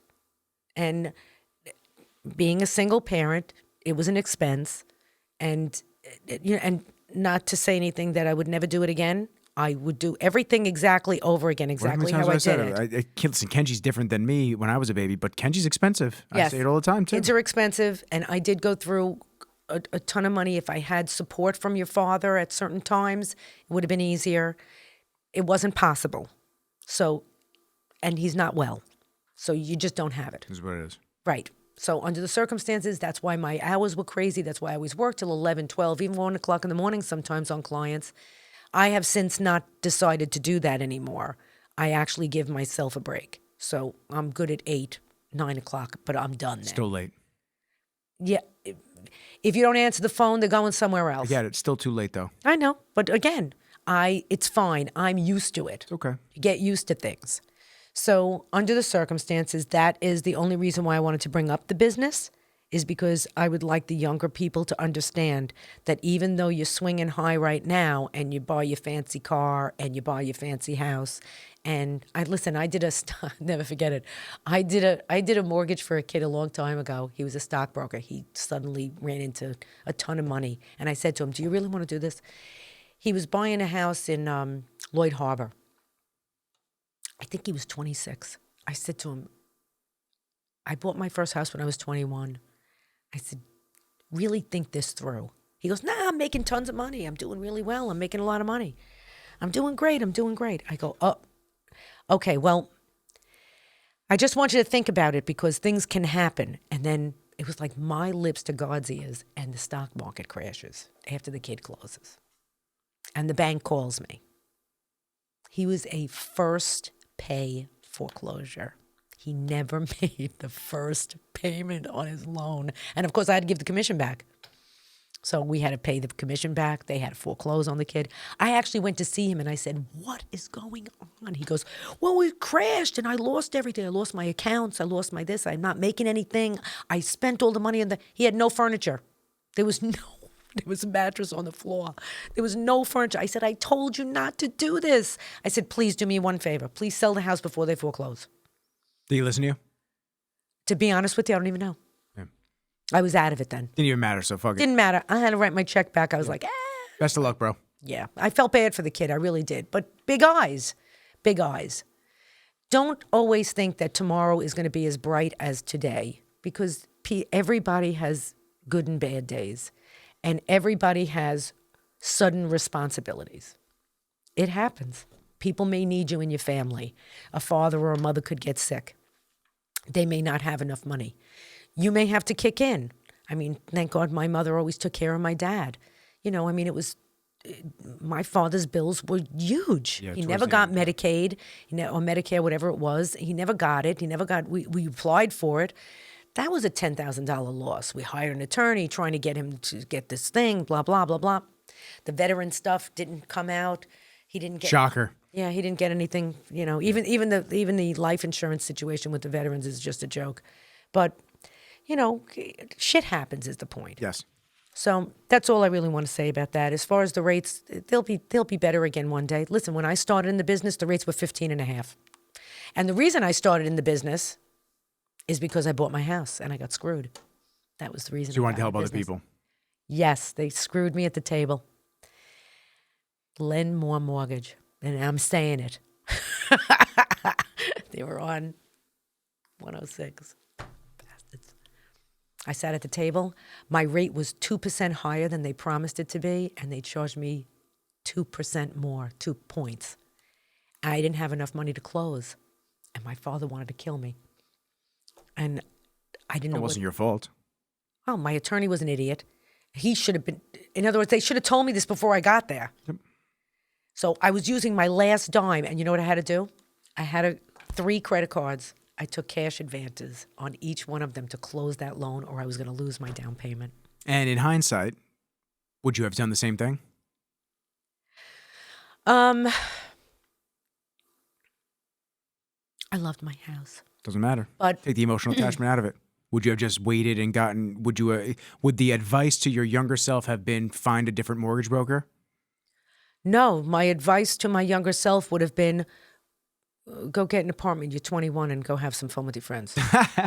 Okay, but you loved your house. I loved my house. And I couldn't live in my house with my parents anymore because my sister and Charlie moved in. Yeah, Charlie used to rev the engine. And he used to rev the engine underneath where my bedroom, with his car, he used to warm up the car. And I was just getting home. I'd be working at New York Life, and then I'd work at the club sometimes, and I'd be just getting up, and he'd be revving the engine. I'd be like, oh, my God, I'm going to kill the man. You know, Charlie, God rest his soul. He passed too, poor guy. He had a tough time. Yeah. What else you got on that list? Actually, I didn't have, we really did cover everything I was going to show you. I mean, seriously speaking, I was just looking at business stuff. I've really been self-employed my whole life. I just thought it would be nice if we went over some stuff. And to tell you the truth, the question I have for you is... Uh-oh, you got a question for me. Yeah, I have a question for you. Go ahead. So, being from a single-parent home, what was that like for you? I didn't know it any other way. So I didn't know it with 2 parents in one house. It wasn't like you guys got divorced when I was 10, 12, 13, 14, 15. True. I only knew it as mom's house, dad's house. Okay, so you could tell me the truth now. Was I a good mom? You were an amazing mom. And you better say that. And I wouldn't trade you for anybody. I wouldn't trade you for any other parent. I wouldn't. It's been a good. Well, you know, spiritually, you pick your parents. Yes. So there we go. See, I knew. I knew. And you did. I will know. I can't tell that story because it's very long. Should have picked somebody in the Hamptons. Somebody rich. In the Hamptons. Hey. No, but in all honesty, listen, I've talked about it a lot on the show. My childhood, I've definitely had some ups and downs, mental, physical battles, whatnot, just dealing with weird situations that I've been put in that other children were never put in my position, in my perspective. True. And I've dealt with a nasty family on dad's side and a caring, loving, small family on our side. A father that couldn't really do anything, didn't want to do anything even if he could. He just makes excuses constantly, even to this day. So it's just it's more of like this was my journey to navigate, and I could have turned out pretty bad. I really could have. I could have turned out pretty bad. So I know. I'm pretty happy that even through all the trials over the years, I've always kept my head calm to some extent. I've definitely had my outbursts, but it was never violent or anything like that. It was always, we get stressed and you bottle it up too much, and unfortunately, sometimes it explodes. But at the same time, I think a lot of my earlier teens, middle teens, there was a lot of irritation because of the confusion of having to go to dad's and no structure over there, then coming back to you and it was all structure and all schoolwork, and I think that preyed on my mind, and I was very anxious when I used to come home. You used to say it used to take me 2 days, 3 days to get back to base level. So I believe that a lot of those things, and there were some good things that Dad did. There were some good things that I can't shit on the man completely. Like there was sushi nights whenever I'd go to his house to spend the weekend. Loved those. We always had fun with that. We bonded over that. We're very different human beings, Dad and I. Just very different. And I don't think it's just because I grew up with you and Grandpa. I believe it's because we're just born and genetically exceptionally different. Yeah. Different people, way different brains. And he was very different when I... But regardless, though, it doesn't matter to me. Doesn't matter what the situation was. I see it at face value for what Dad has been to me my entire 32 years on this planet. True. So to me, we're just very different, and we don't have a lot in common. We just don't. I've said that to him multiple times when I have nothing else to say, and I'm just like, I got nothing to say to you, Dad. Like, I'm trying to have some common ground to try to get us to have some fun and some similar, and you just don't care. Like, you don't care, and it's cool, man. Just like. I'm just trying to be a good son and call you and do that, but that's not what this is. This isn't a therapy session. This is you deal with your lumps, and either you sit there and you go why, or you go it's just how the dude is. It is what it is. That's how he is. Right. And you have to use your brain and go, okay, well, it's time for me to understand that and just move forward at all times. And if he's acting like a dick, don't hit him up. Like that's it. That's it. So I believe that a lot of my earlier teens to middle teens problems, though, the confusion, like I had said, but mostly was the weight. The weight was a huge problem. And the weight came because of stress eating. It came because you were so structured with health food and whatnot that I'd go to his house or I'd go to friends' houses and I would just fucking gorge. I would eat all the snacks and I wasn't exercising. And the weight just packed until I was ready to pop by 10th grade. I know. So I think that was a huge problem. And that started me on the path to, physical fitness, understanding things. And it was a slow path at first, but well, the double gym class is what started double gym class helped me. And then I dropped the weight, but then and handball hat. Yep. And then I gained it back over the last 4 years with my first girlfriend. And then it was the bodybuilding show in Connecticut. So I started bodybuilding right when I went away to college, and then it was over the course of after college. Well, your system was all screwed up too. But I was just all over the place. So now I've said a lot of times, I couldn't be further out of the fitness industry. I really couldn't. Mentally, I just couldn't be further out. I love my people that are in it. I love the people that I fucks with and I support. Kareth, E-Banks, Andre, all my I love those guys.